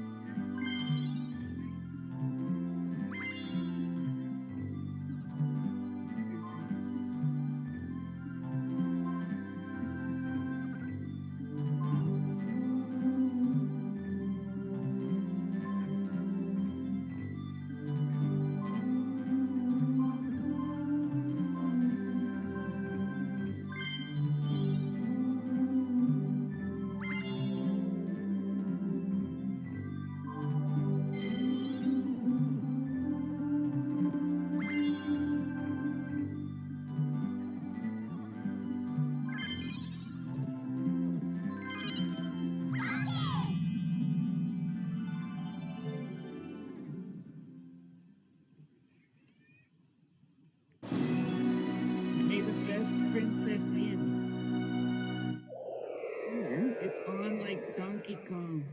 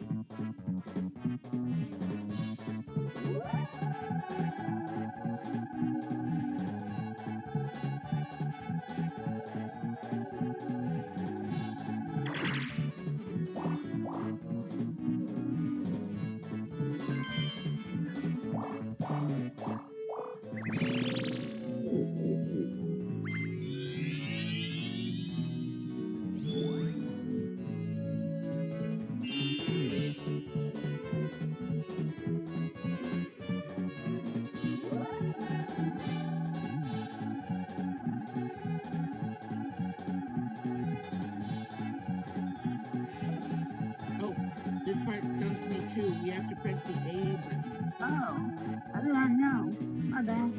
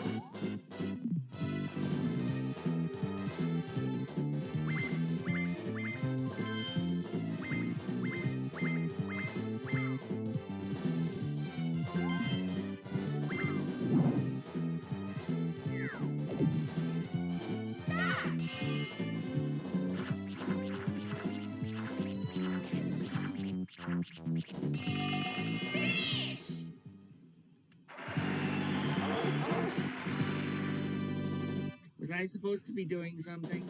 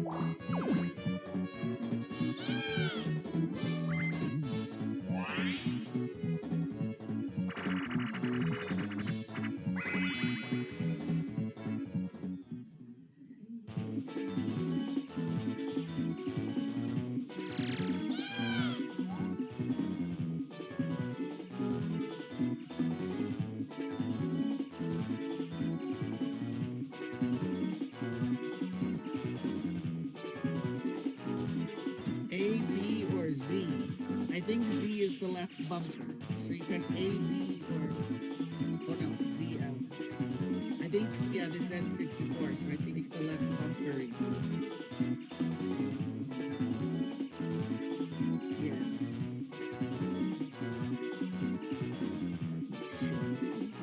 Shoot.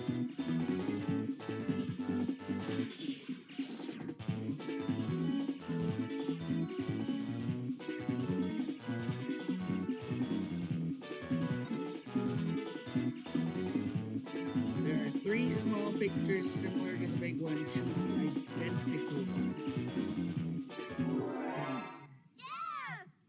Yeah.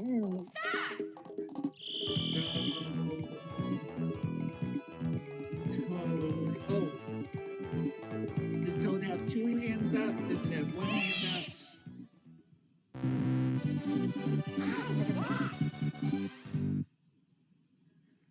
You guessed the one where he didn't have one hand up. You guessed too soon. You guessed before we knew.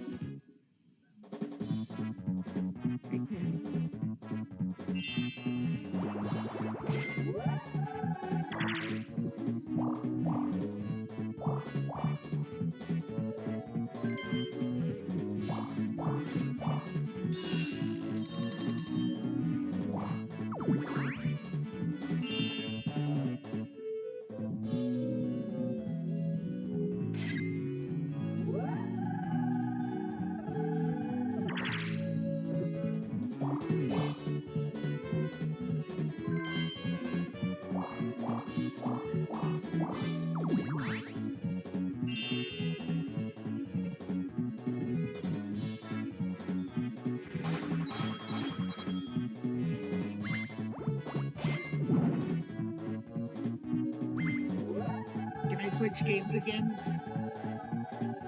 Go ahead.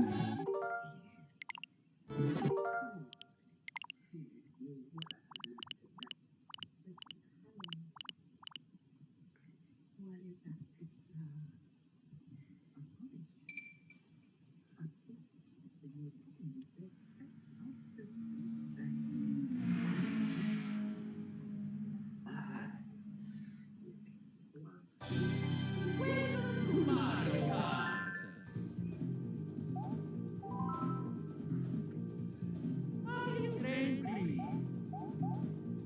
Select level. Select your player. Yahoo!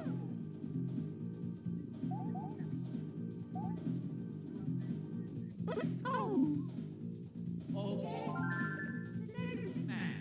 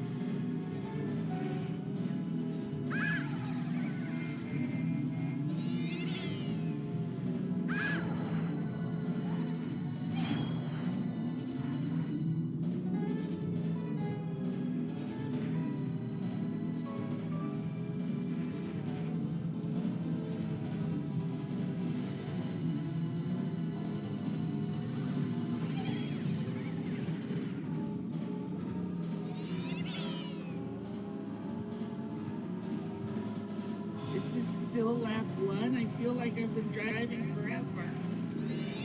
I know.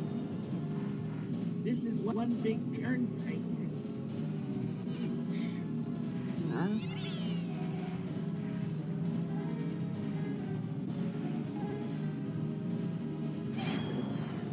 Who would think he's best? In my way. Should we listen to Suspense Radio or the Horatio Hornblower audiobook? Yeah, if you want. Okay.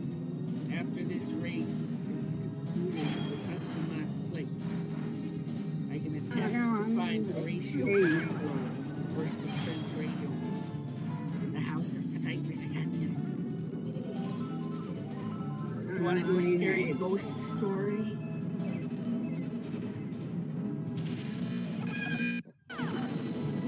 There's no way Horatio Hornblower would be more fun than the house in Cypress Canyon. Yeah.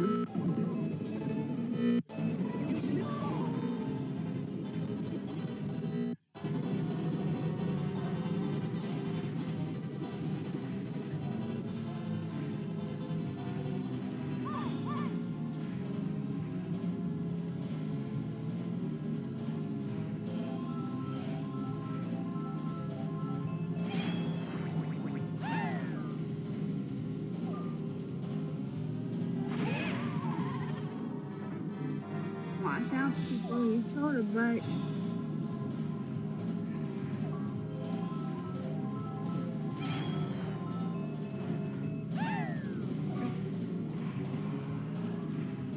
No! I had the speed. I had the speed.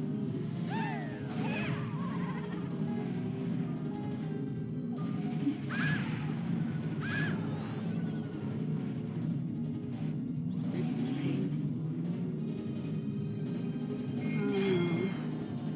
It's not easy.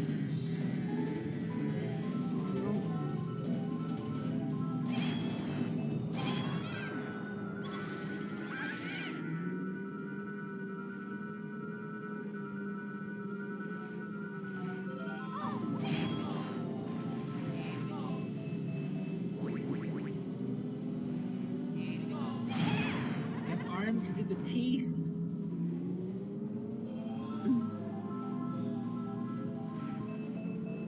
Oh, no, you don't. No, you don't. No, don't even think about it. How dare you? How dare you? Oh, no, Luigi passes me.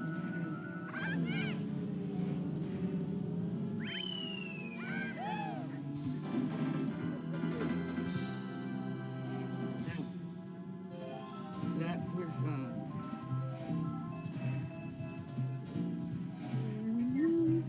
use the star. Use the star. Use the star. Oh! If you used the star, then Wes wouldn't have hurt you. It's the left bumper thing. One of those bumpers. It's all the bumpers can use the star.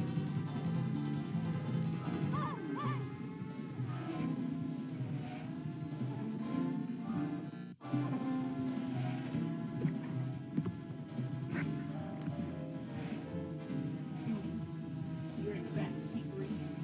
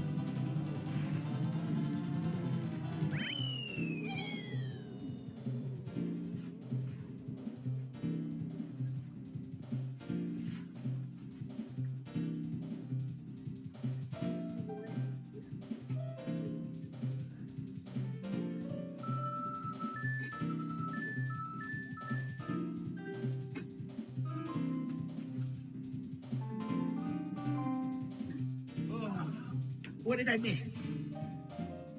Let's see. Oh no. Watch out for the snow people. This one sucks. That might be hard.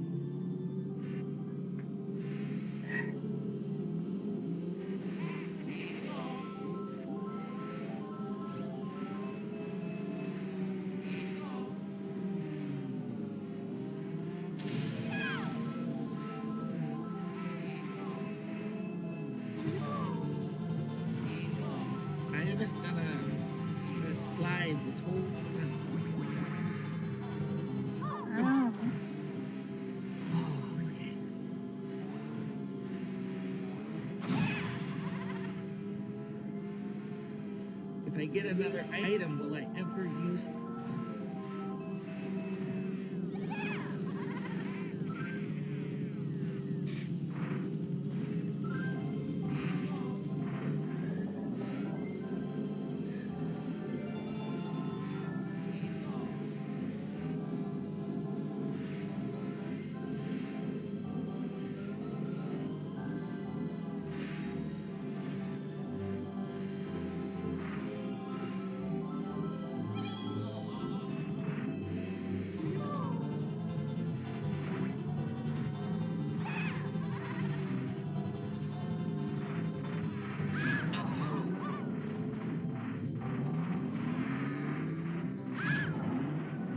I deserved that one.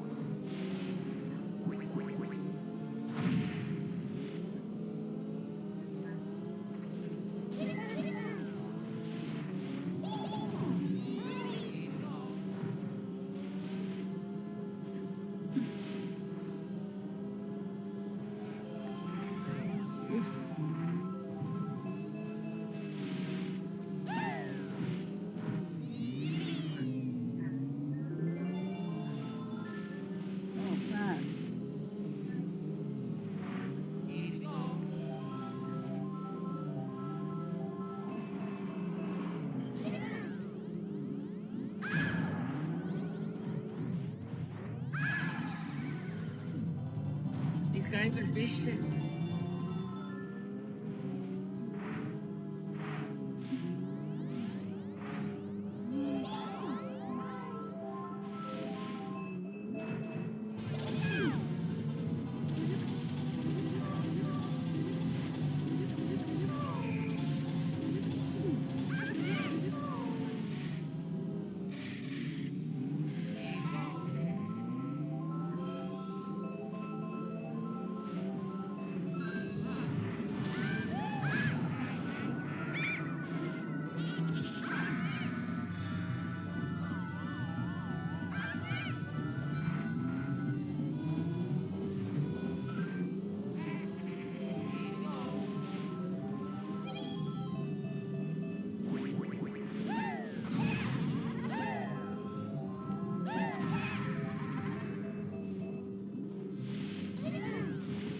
Do your worst, spiky shell.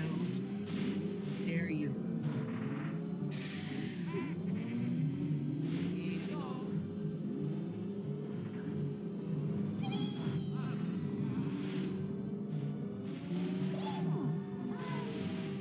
How long will it take the spiky shell to get?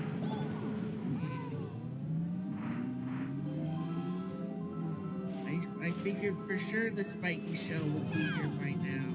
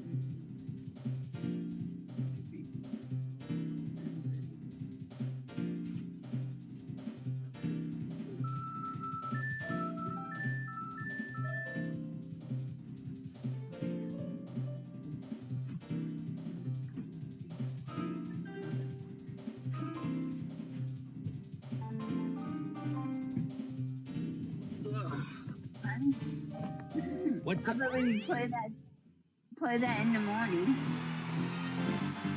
Bye, Kayla. No, my thing need to be charged. Oh. Okay. It's on red. Yep. That's why you need an extension cord. So you can charge while you play. It's called an extension cord. They have them at the dollar store sometimes.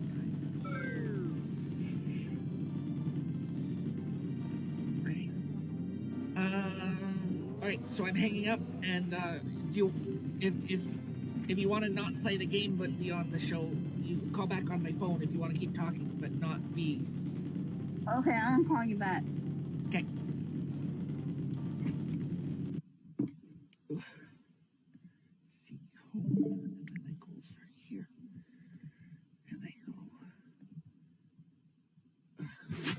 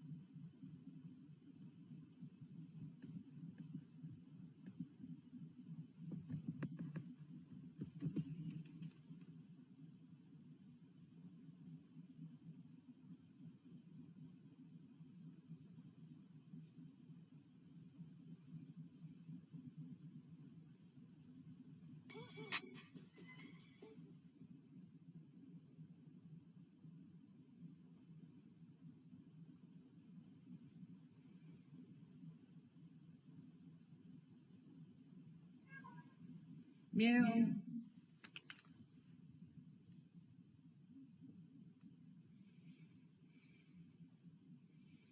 What am I doing?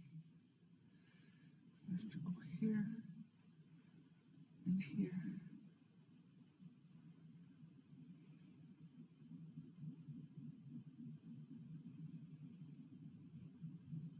Active now.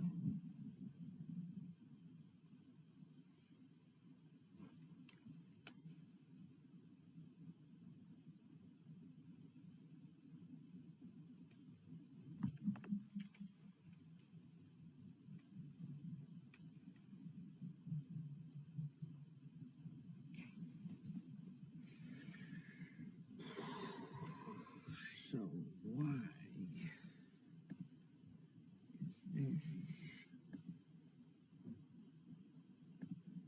That'll probably work better.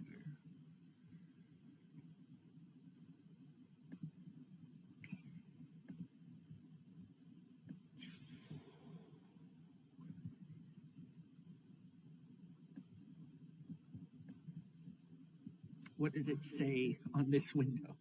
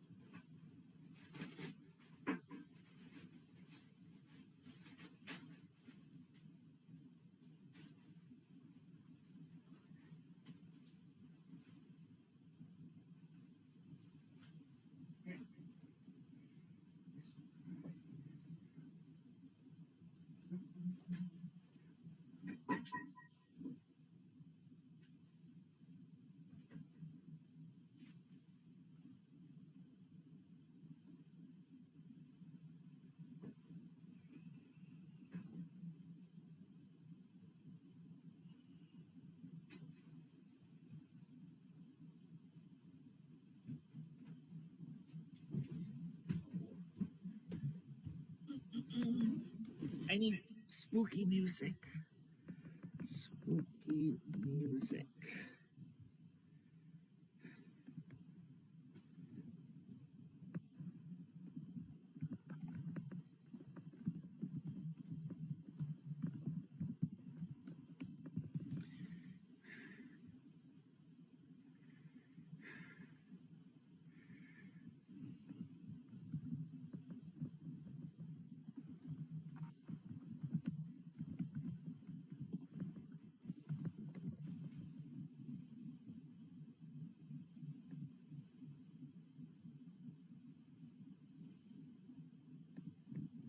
It's only 1 minute 49 seconds long.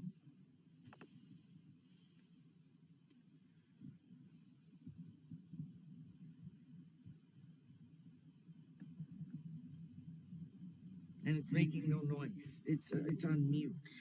Ugh.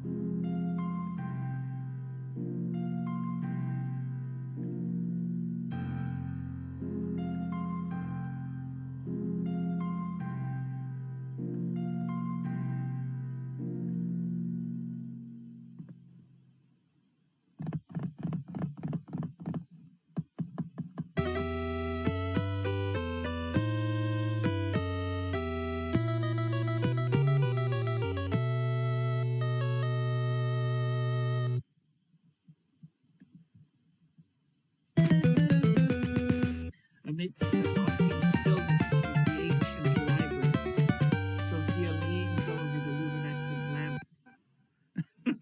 map of dreams that sprung from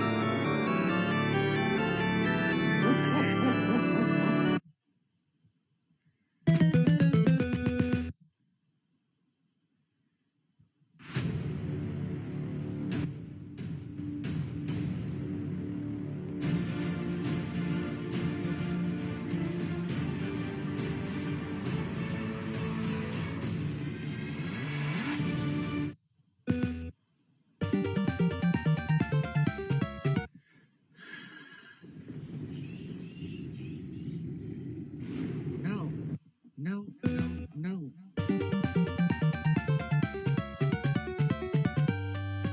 Is this a playlist or isn't it? What is happening here? No.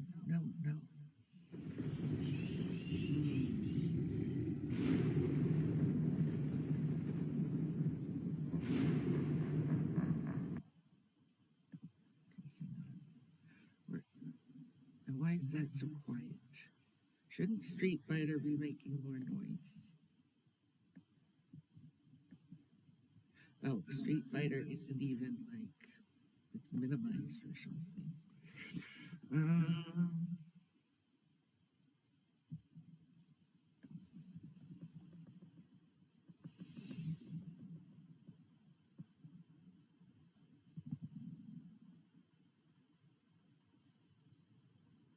What are you gonna do?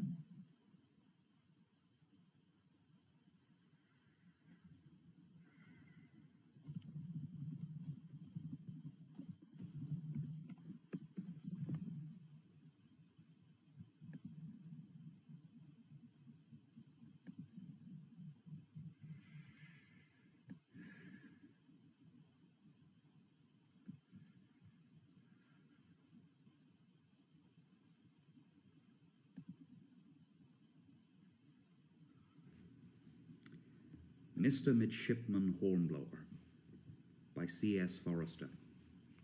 Chapter 1. The Even Chance. A January gale was roaring up the channel, blustering loudly and bearing in its bosom rain squalls, whose big drops rattled loudly on the tarpaulin clothing of those among the officers and men whose duty had kept them on deck.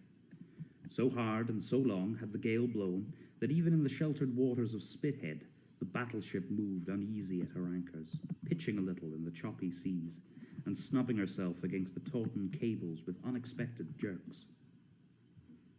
A shore boat was on its way out to her, propelled by oars in the hands of two sturdy women.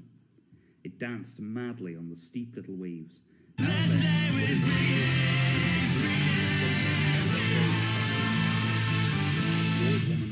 Knew her business. Hey everybody, we are finishing Film Brewery this year with a but turned the bows into the worst of the waves to keep from capsizing. It slowly drew up along the starboard side of the Justinian, and as it approached the main chains, the midshipman of the watch hailed it. Aye, aye, came back the answering hail from the lusty lungs of the woman at the stroke oar. But the curious and ages-old convention of the Navy, the reply meant that the boat had an officer on board, presumably the huddled fingers in the huddled figure in the stern sheets, looking more like a heap of trash with a boat cloak thrown over it. That was as much as Mr. Masters, the lieutenant of the watch, could see. He was sheltering as best he could in the lee of the mizzenmast bitts, and in obedience to the order of the midshipman of the watch, the boat drew up towards the main chains and passed out of his sight. There was a long delay. Apparently the officer had some difficulty in getting up the ship's side. At last the boat reappeared in Master's field of vision. The women had shoved off and were setting a scrap of lug sail under which the boat, now without its passenger, went swooping back towards Portsmouth, leaping on the waves like a steeplechaser. As it departed, Mr. Masters became aware of the near approach of someone along the quarterdeck.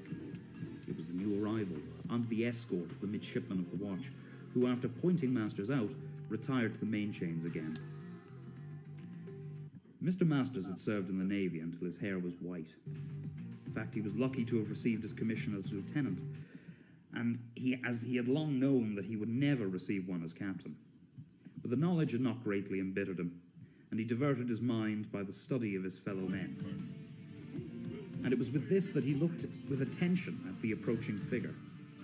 It was that of a skinny young man, only just leaving boyhood behind, something above middle height, with feet whose adolescent proportions to his size were accentuated by the thinness of his legs and his big half boots. His gawkiness called attention to his hands and elbows. The newcomer was dressed in a badly fitting uniform, which was soaked right through by the spray. His skinny neck stuck out of the high stock, and above the neck was a white, bony face. A white face was a rarity on the deck of a ship of war, whose crew soon tanned to a deep mahogany. But this face was not merely white.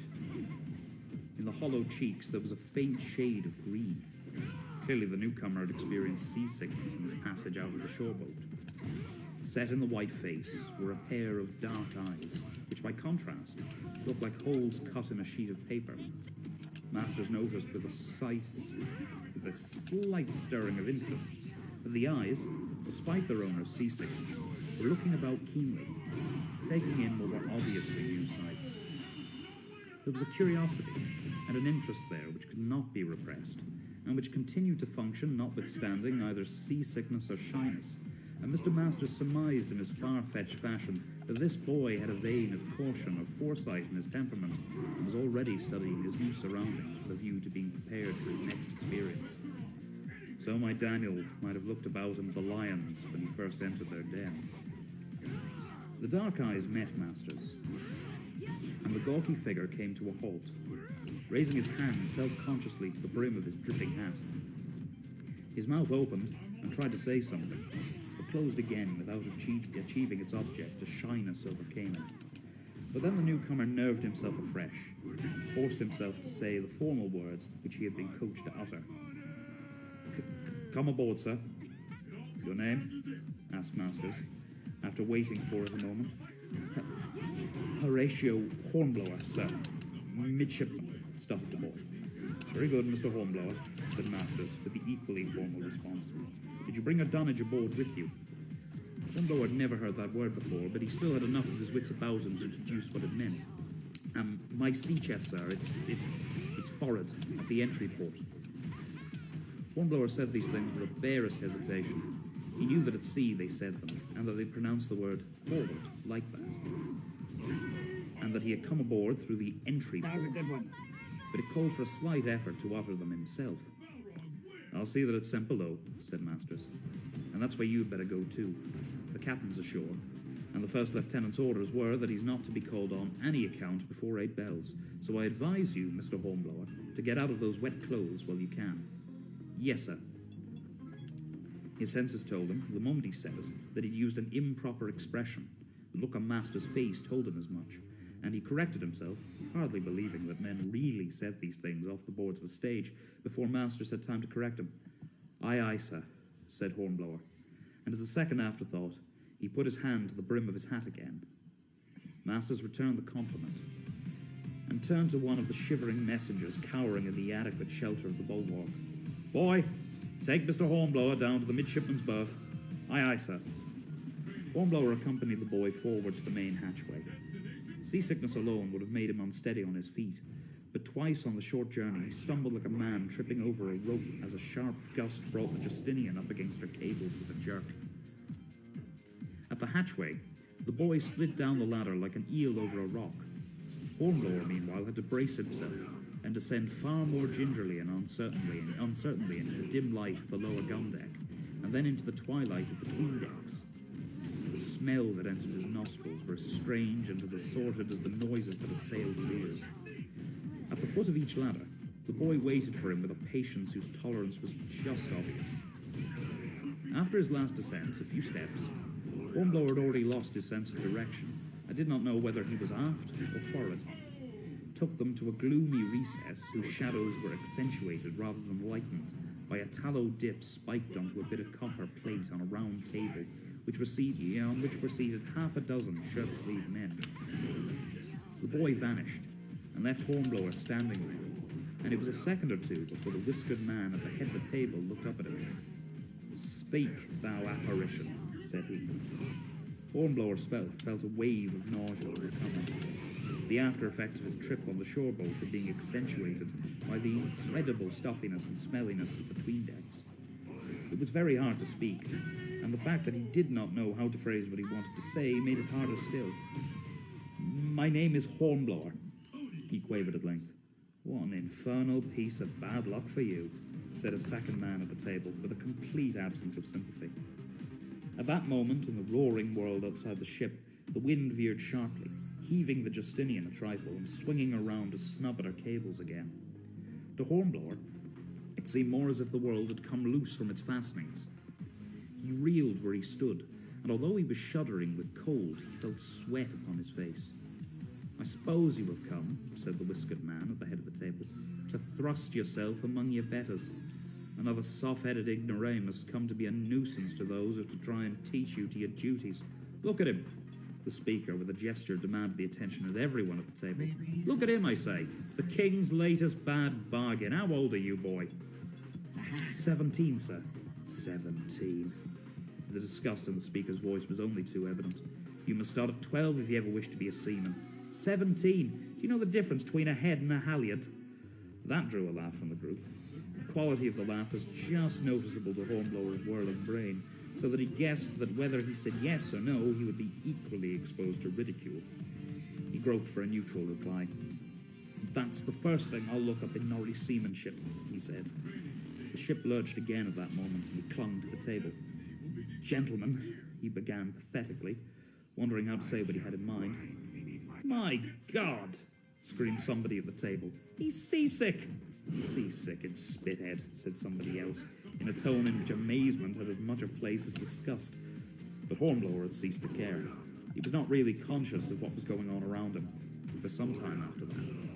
The nervous excitement of the last few days was as much to blame, perhaps, as the journey in the shoreboat and the erratic behaviour of the Justinian at her anchors. But it meant for him that he was labelled at once as the midshipman who was sick and spithead, and it was only natural that the label added to the natural misery of the loneliness and homesickness which oppressed him during those days when that part of the Channel Fleet, which had not succeeded in completing its cruise, lay at anchor at the lee in the Isle of Wight. An hour in the hammock into which the messman hoisted him enabled him to recover sufficiently to be able to report himself to the first lieutenant.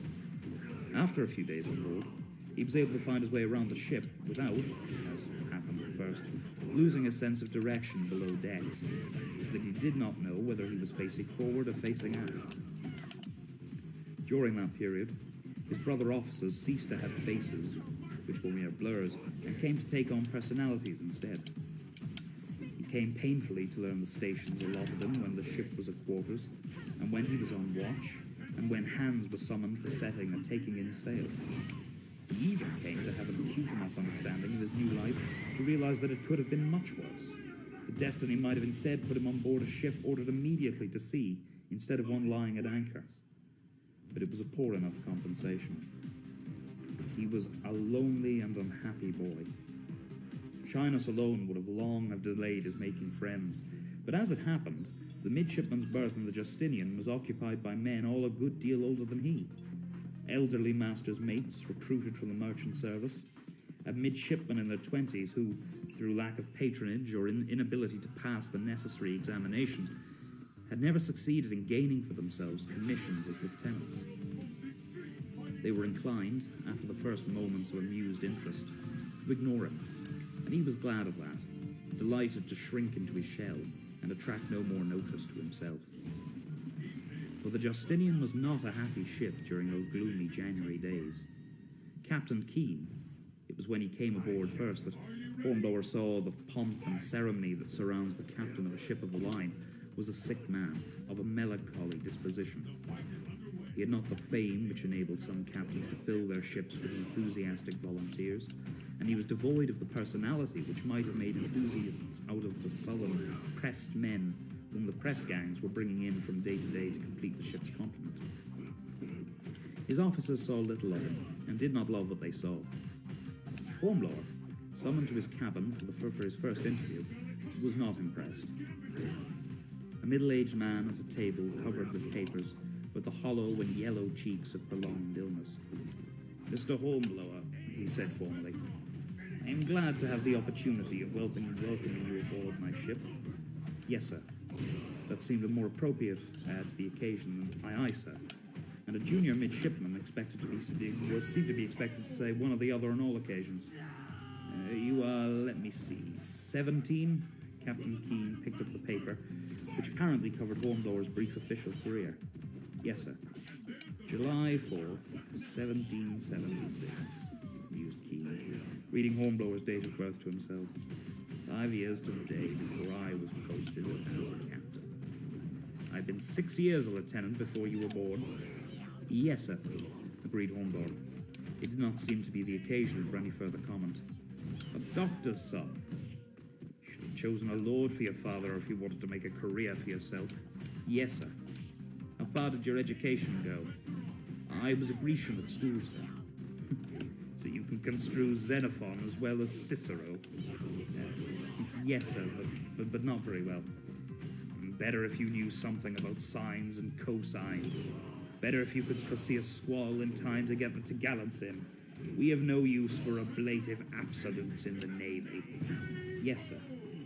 He'd only just learned what a togallant was, but he could have told his captain that his mathematical studies were far advanced.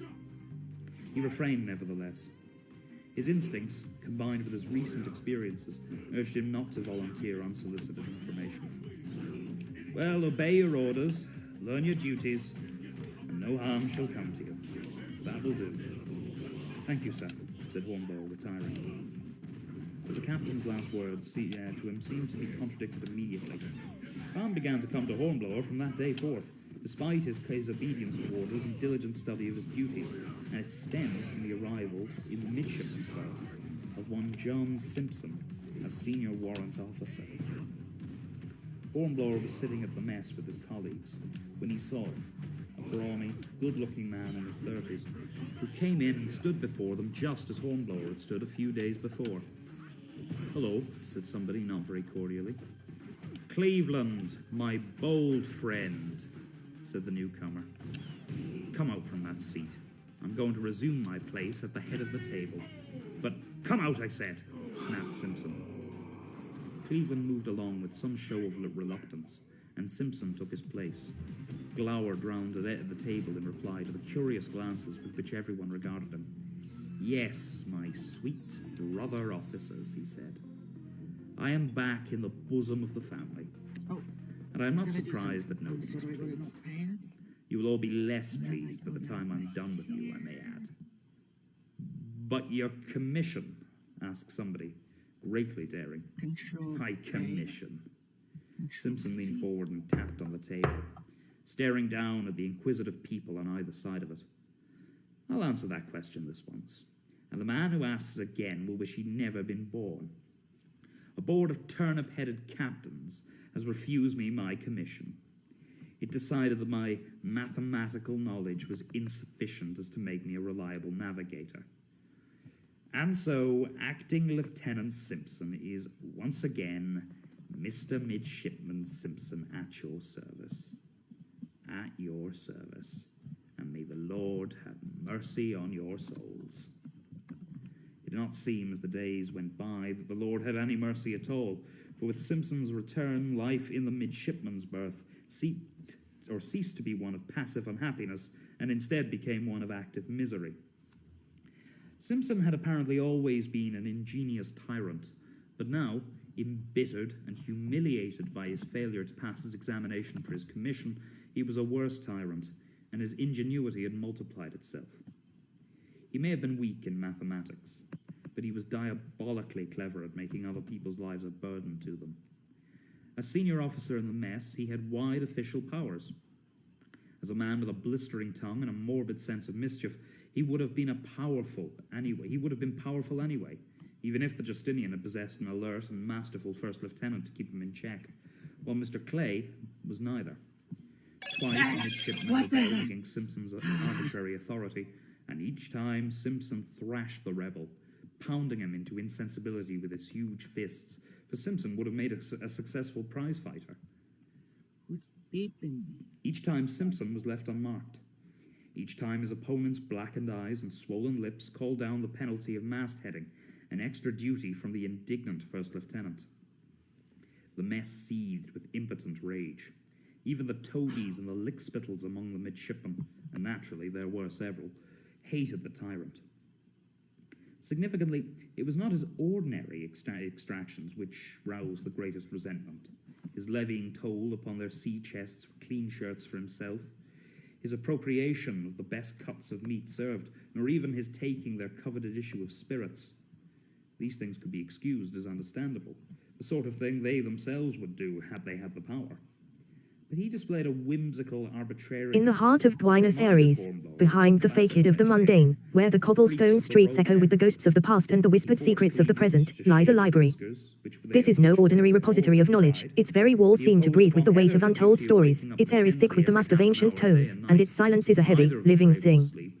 It is here, in the deepest recess of this bibliophilic sanctuary, that Sophia finds herself standing before Hornblower's most vulnerable points, as he had with everybody else. He knew of Hornblower's shyness.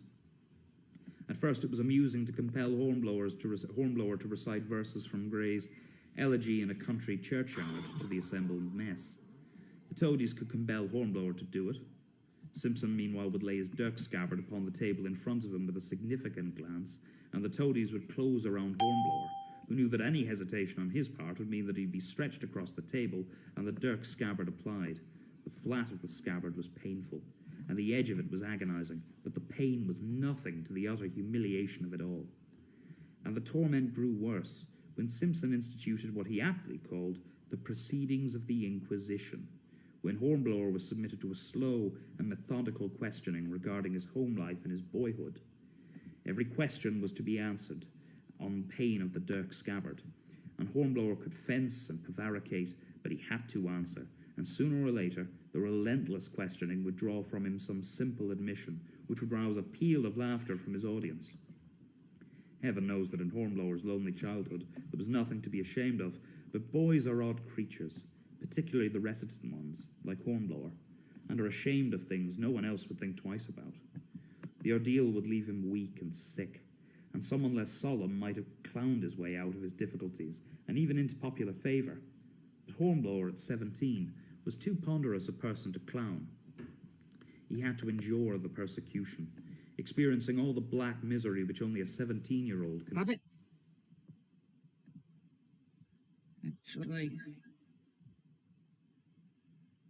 No, I don't want to do that. I want to do this.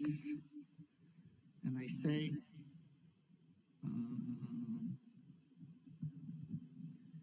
effect. Pitch and tempo change pitch.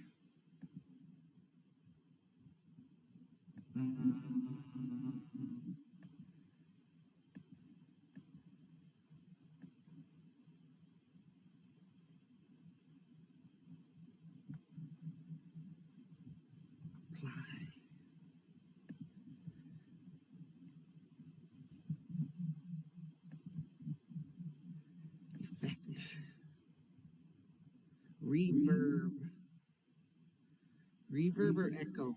Echo, echo, echo. Reverb.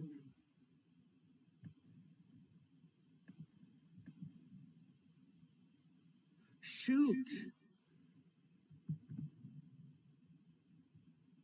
In the heart of Buenos Aires, behind the facade of the mundane, where the cobblestone streets echo with the ghosts of the past and the whispered secrets of the present, lies a library. So, how long is this story, man? Is there like a zoom? Oh, this is well under 10 minutes. This is going to be interesting. I'll be right back. Shadow, we're going to do a story. Shoot. No. My water.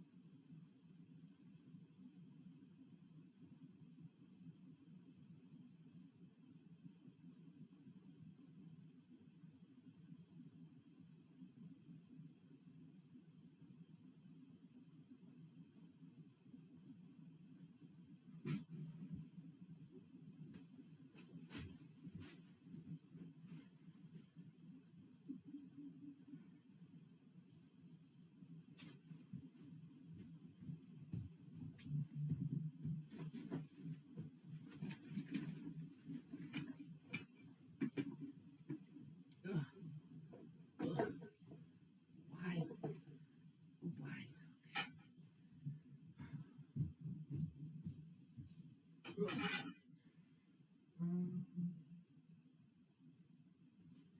to be missing something. Seem to be one short. Just one short. Okay, let's do this, people. Let's make this happen.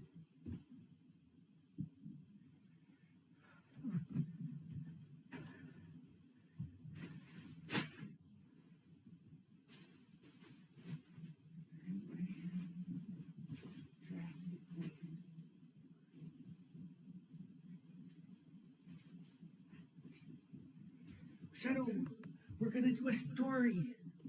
Get ready. This is the moment of inspiration.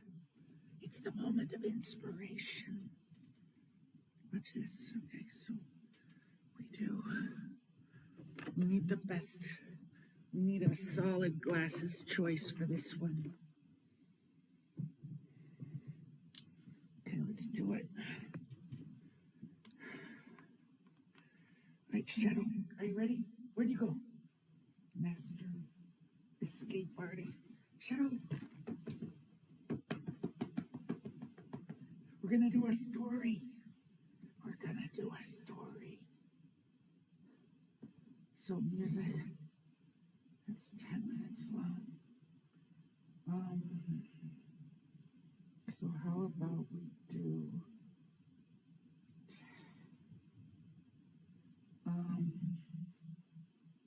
okay, so here we go. No, here we have to go to TikTok. It's mandatory. Okay, so we go to TikTok. And we say, Y2K blue or just blue?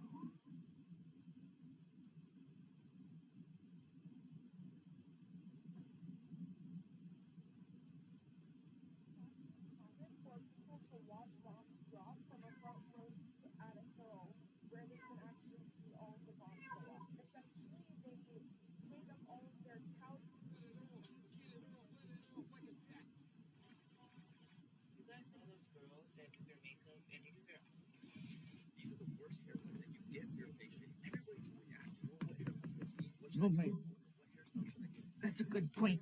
I need to have wet hair for this video. It's just, I have a feeling about this one.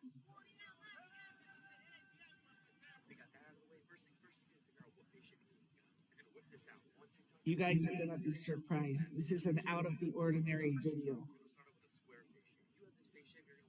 Well, in some ways it's kind of like the ones I make that just go on and on that you never see. But in another way, this is the moment of truth here to see if I can pull this off. I think just the normal blue is fine combined with that. So we go over here and we say, while dual camera mode is on. Effects. No, just Y2K. Y2K. Wait, what's BLVK?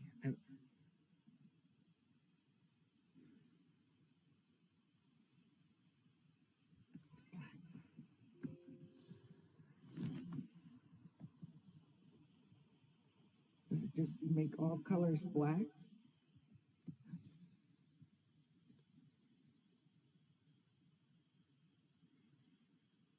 Is that too drastic a change? I don't know. We'll try it. Trying out a new. Well, then if all my colors are black, does it matter if I use blue light? It's a question. I do look kind of spooky.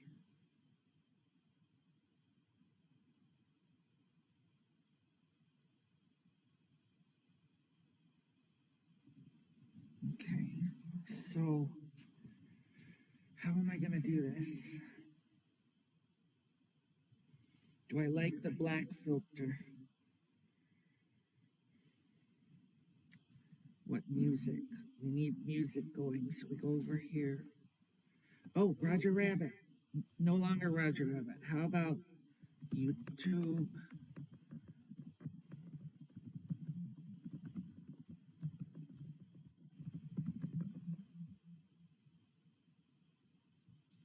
3:06:11.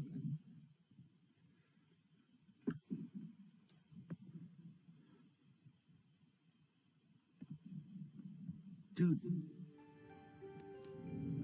Okay.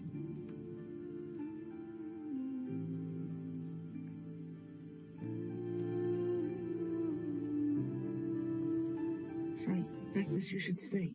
Okay, everything's lined up. I think I got this.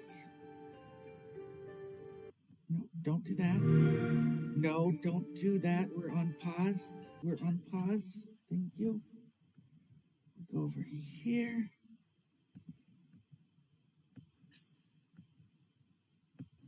Three, two, one.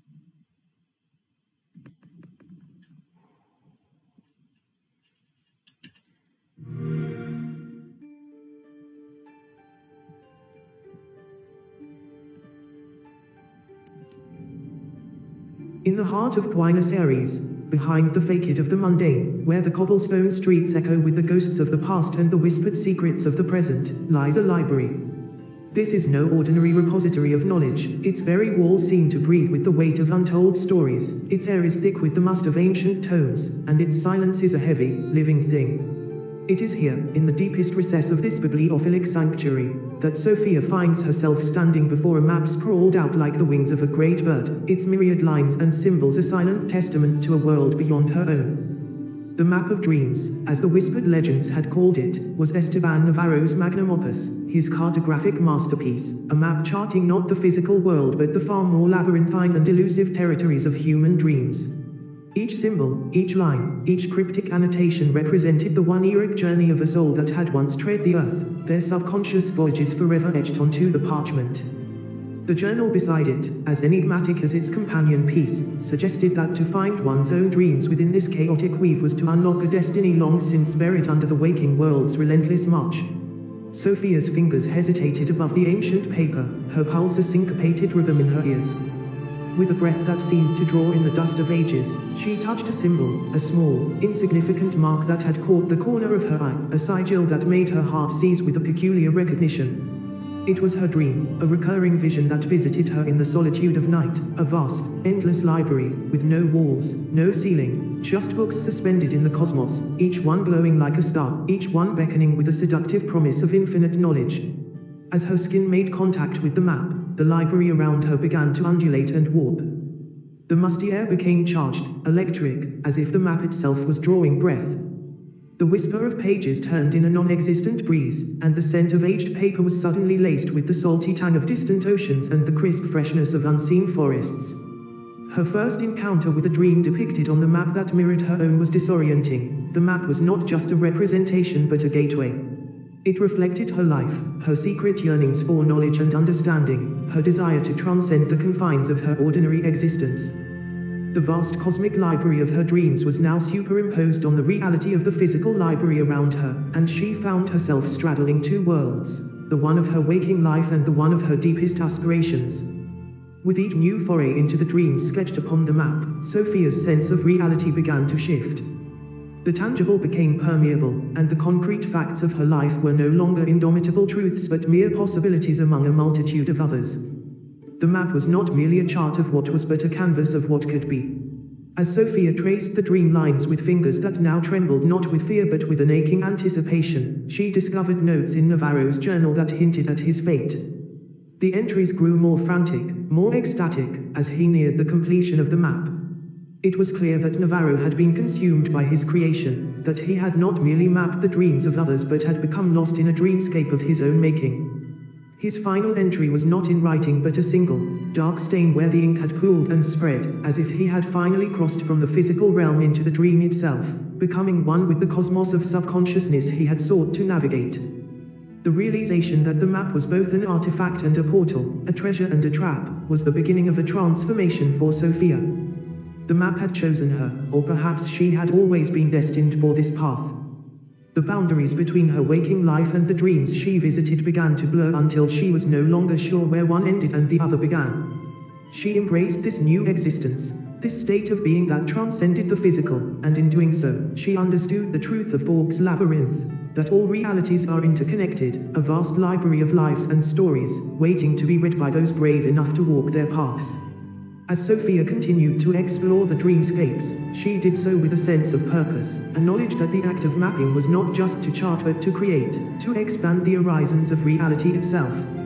She had become a cartographer of dreams, a librarian of the infinite, a guardian of the threshold between worlds.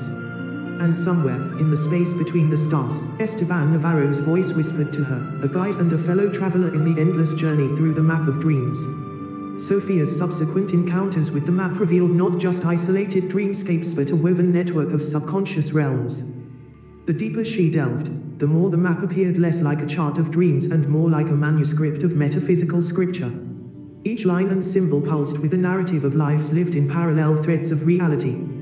What stunned her most was the discovery of a dream sequence that seemed to narrate events of her own life, yet diverged at a critical juncture, portraying a Sophia that made different choices, leading to a reality where she was not a librarian but an astrophysicist. As she traced her finger along the lines of this alternate life, a profound empathy surged within her, an understanding that Esteban Navarro's fate was intertwined with the very fabric of possibility. She hypothesized that Navarro had not simply vanished but had become unrolled from the tangible world, his essence scattered across the dream realms he had documented. Each dream was a story, each story a life that could have been, his and hers. Sophia started to perceive the library not as a sanctuary of knowledge, but as a terminal to countless existences, each book a portal, every word a path not taken. Certainly, let's envision an ending for the map of dreams that encapsulates the Borgesian themes of infinity, choice, and the unknown, leaving the reader at a precipice of possibilities. As Sophia traced the dream paths that mirrored her own nocturnal wanderings, the library around her seemed to dissolve into a silvery mist. The map of dreams, now alive under her trembling fingers, pulsed with a rhythm that echoed the beating of her heart. Pages of forgotten books flitted around her like autumn leaves caught in a gentle whirlwind, each leaf a story, a life, a secret. Sophia found herself standing at the threshold of two worlds, the one of quiet aisles and whispering pages she had always known, and another that beckoned with the sweet, dark allure of mystery and revelation. In the interstice of these realities, a figure appeared, the unmistakable silhouette of Esteban Navarro. His eyes, dark pools of knowing, met hers, and a subtle nod from him was an invitation to step into the unknown. Was he a guide? A guardian? Or a manifestation of her own daring to leap into the unfathomable? The map's edges burned bright, framing the void that Esteban stood before, a void that called to her with a voice made of dreams and silence. She hesitated, a part of her clinging to the solid, familiar feel of the library's worn carpet under her feet. Yet the dreamscape beckoned with whispers of hidden knowledge and the sweet, vertiginous allure of the abyss. Sophia stood poised on the edge of choice, her decision a secret kept even from the reader. With a breath that may have been a sigh or a command, she stepped forward, or did she step back? The library's clock chimed, indifferent, marking the moment or its absence. The map lay still once more, its secrets intact. Had Sophia ventured into the map's woven dreams, following Navarro into legend? Or did she retreat to the safety of the library's hallowed halls, guarding the threshold of worlds unseen? In the quiet that followed, only the map held the answers, and it was not telling. The library doors opened and closed, a whisper of reality folding upon itself, and Sophia's choice lingered in the air, a question that had no need of an answer.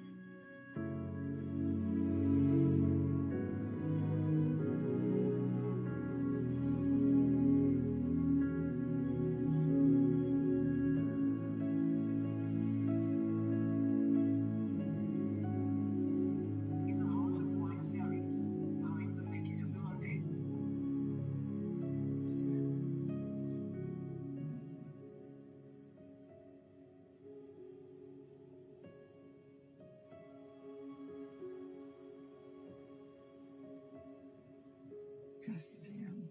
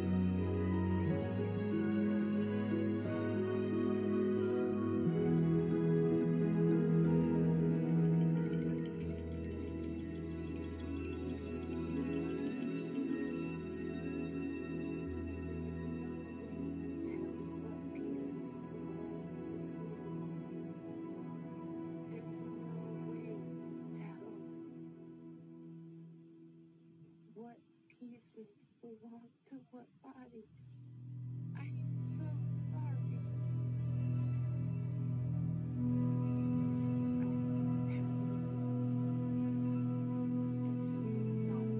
Our tactical reasons to not have snipers in buildings.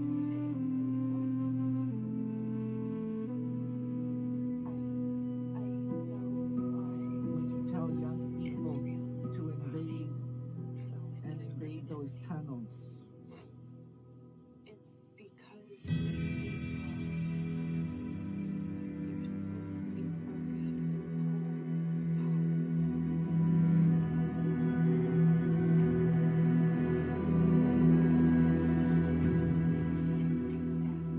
Not arguing, just trying to cheer you up.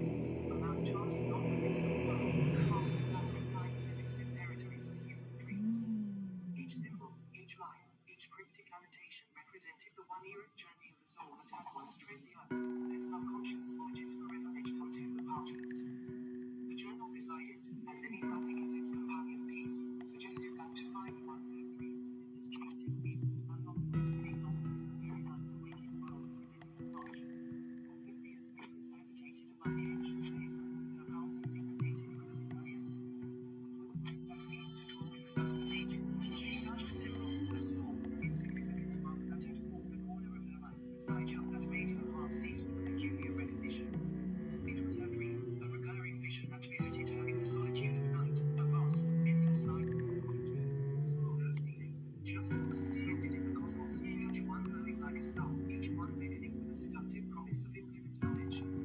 As her skin made contact with the lamp, the library around her began to undulate and fall.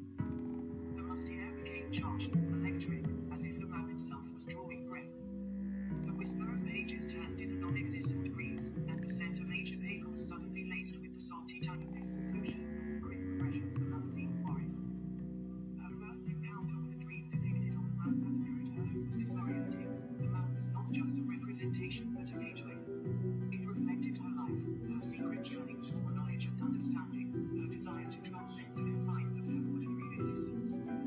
The vast cosmic library of her dreams was now superimposed on the reality of the physical library around her, and she found herself straddling two worlds, the one for waking life and the one for deepest aspirations.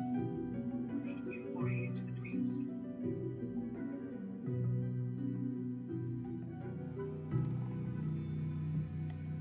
Resting on the lap, Sophia's sense of reality began to shift. The tangible became permeable, and the concrete facts of her life were no longer ignored in the dreams but mere possibilities among advantage-gifted others. The map was not merely a chart of what was, but a canvas of what could be. As Sophia traced the dream lines with fingers that now trembled, not with fear but with an ache.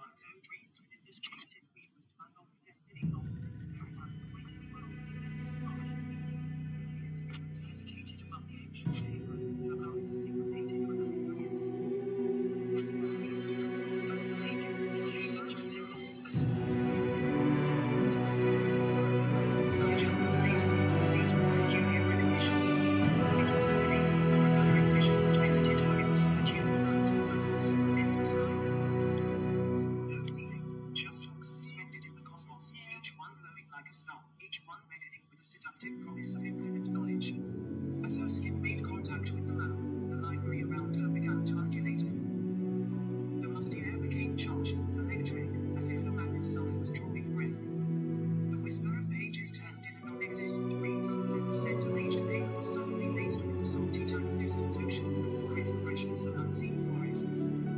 Her first encounter with the dream depicted on the map that mirrored her was disorienting. The map was not just a representation, but a gateway. It reflected her life, her secret yearnings for knowledge and understanding, her desire to transcend the confines of her ordinary existence. The vast cosmic library of her dreams was now superimposed on the reality of the physical library around her, and she found herself straddling two worlds, the one of her waking life and the one of her deepest aspirations. With each new foray into the dreams stretched upon the map, Sophia's sense of reality began to shift. The tangible became permeable, and the concrete facts of her life were no longer indomitable truths but mere possibilities among a multitude of others. The map was not merely a charter, it was but a canvas of what could be. As Sophia traced the dream lines with fingers that now trembled not with fear but with an aching anticipation, she discovered notes in the Baron's journal that hinted at his fate. The entries were all frantic, all ecstatic, as he neared the completion of the map. It was clear that the Baron had been consumed by his creation, but he had not merely mapped the dreams of others but had become lost in the dreamscape of his own making. His final entry was not inviting but a single, dark sea where the ink had flowed and spread, as if he had finally crossed from the physical realm into the dream itself, becoming one with the cosmos of subconsciousness he had sought to navigate. The realization that the map was both an artifact and a portal, a treasure and a trap, was the beginning of a transformation for Sophia. The map had chosen her, or perhaps she had always been destined for this path. The boundaries between her waking life and the dreams she visited began to blur until she was no longer sure where one ended and the other began. She embraced the new existence, hating being natural and living with it. In doing so, she understood the truth that was fabric, that all realities are interconnected, a vast library of lives and stories, waiting to be read by his brain and out of their hearts. As Sophia continued to explore the dream's maze, she did so with a sense of purpose, knowledge that the active life was not just to chart but to create, to expand the horizons of reality itself. She opened her heart to the world dreams, the librarian of the universe, the guardian of the treasure between worlds. Suddenly, from the space between the stars, a mist about the Baron's voice whispered, "Arrival, we travel with the endless journey through the map of dreams." Sophia's subsequent encounters with the map were not just isolated freespace but even led by the subconscious realms.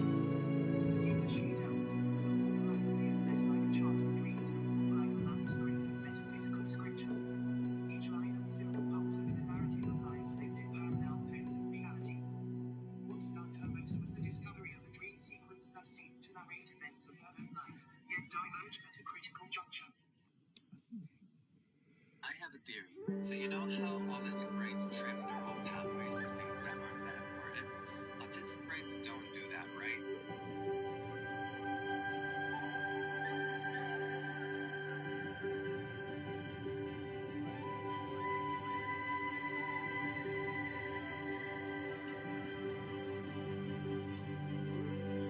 In the heart of the Buenos Aires, behind the thicket of the mundane, where the cobblestone streets echo with the ghosts of the past and the whispered secrets of the present, lies a library. This is no ordinary repository of knowledge. Its very walls seem to breathe with the weight of untold stories. Its air is thick with constellation tones, and its silence is a heavy, living thing. It is here, in the deepest recess of this bibliophilic sanctuary, that Sophia finds herself standing before a vast walled out icons of the great earth, its myriad lines and symbols a silent testament to a world beyond her own. The hall of dreams, as the whispered legends had called it, was Esteban Alvaro's performance, his cartographic masterpiece, a road charting not the physical world but the far more confined and elusive territories of human dreams. Each symbol, each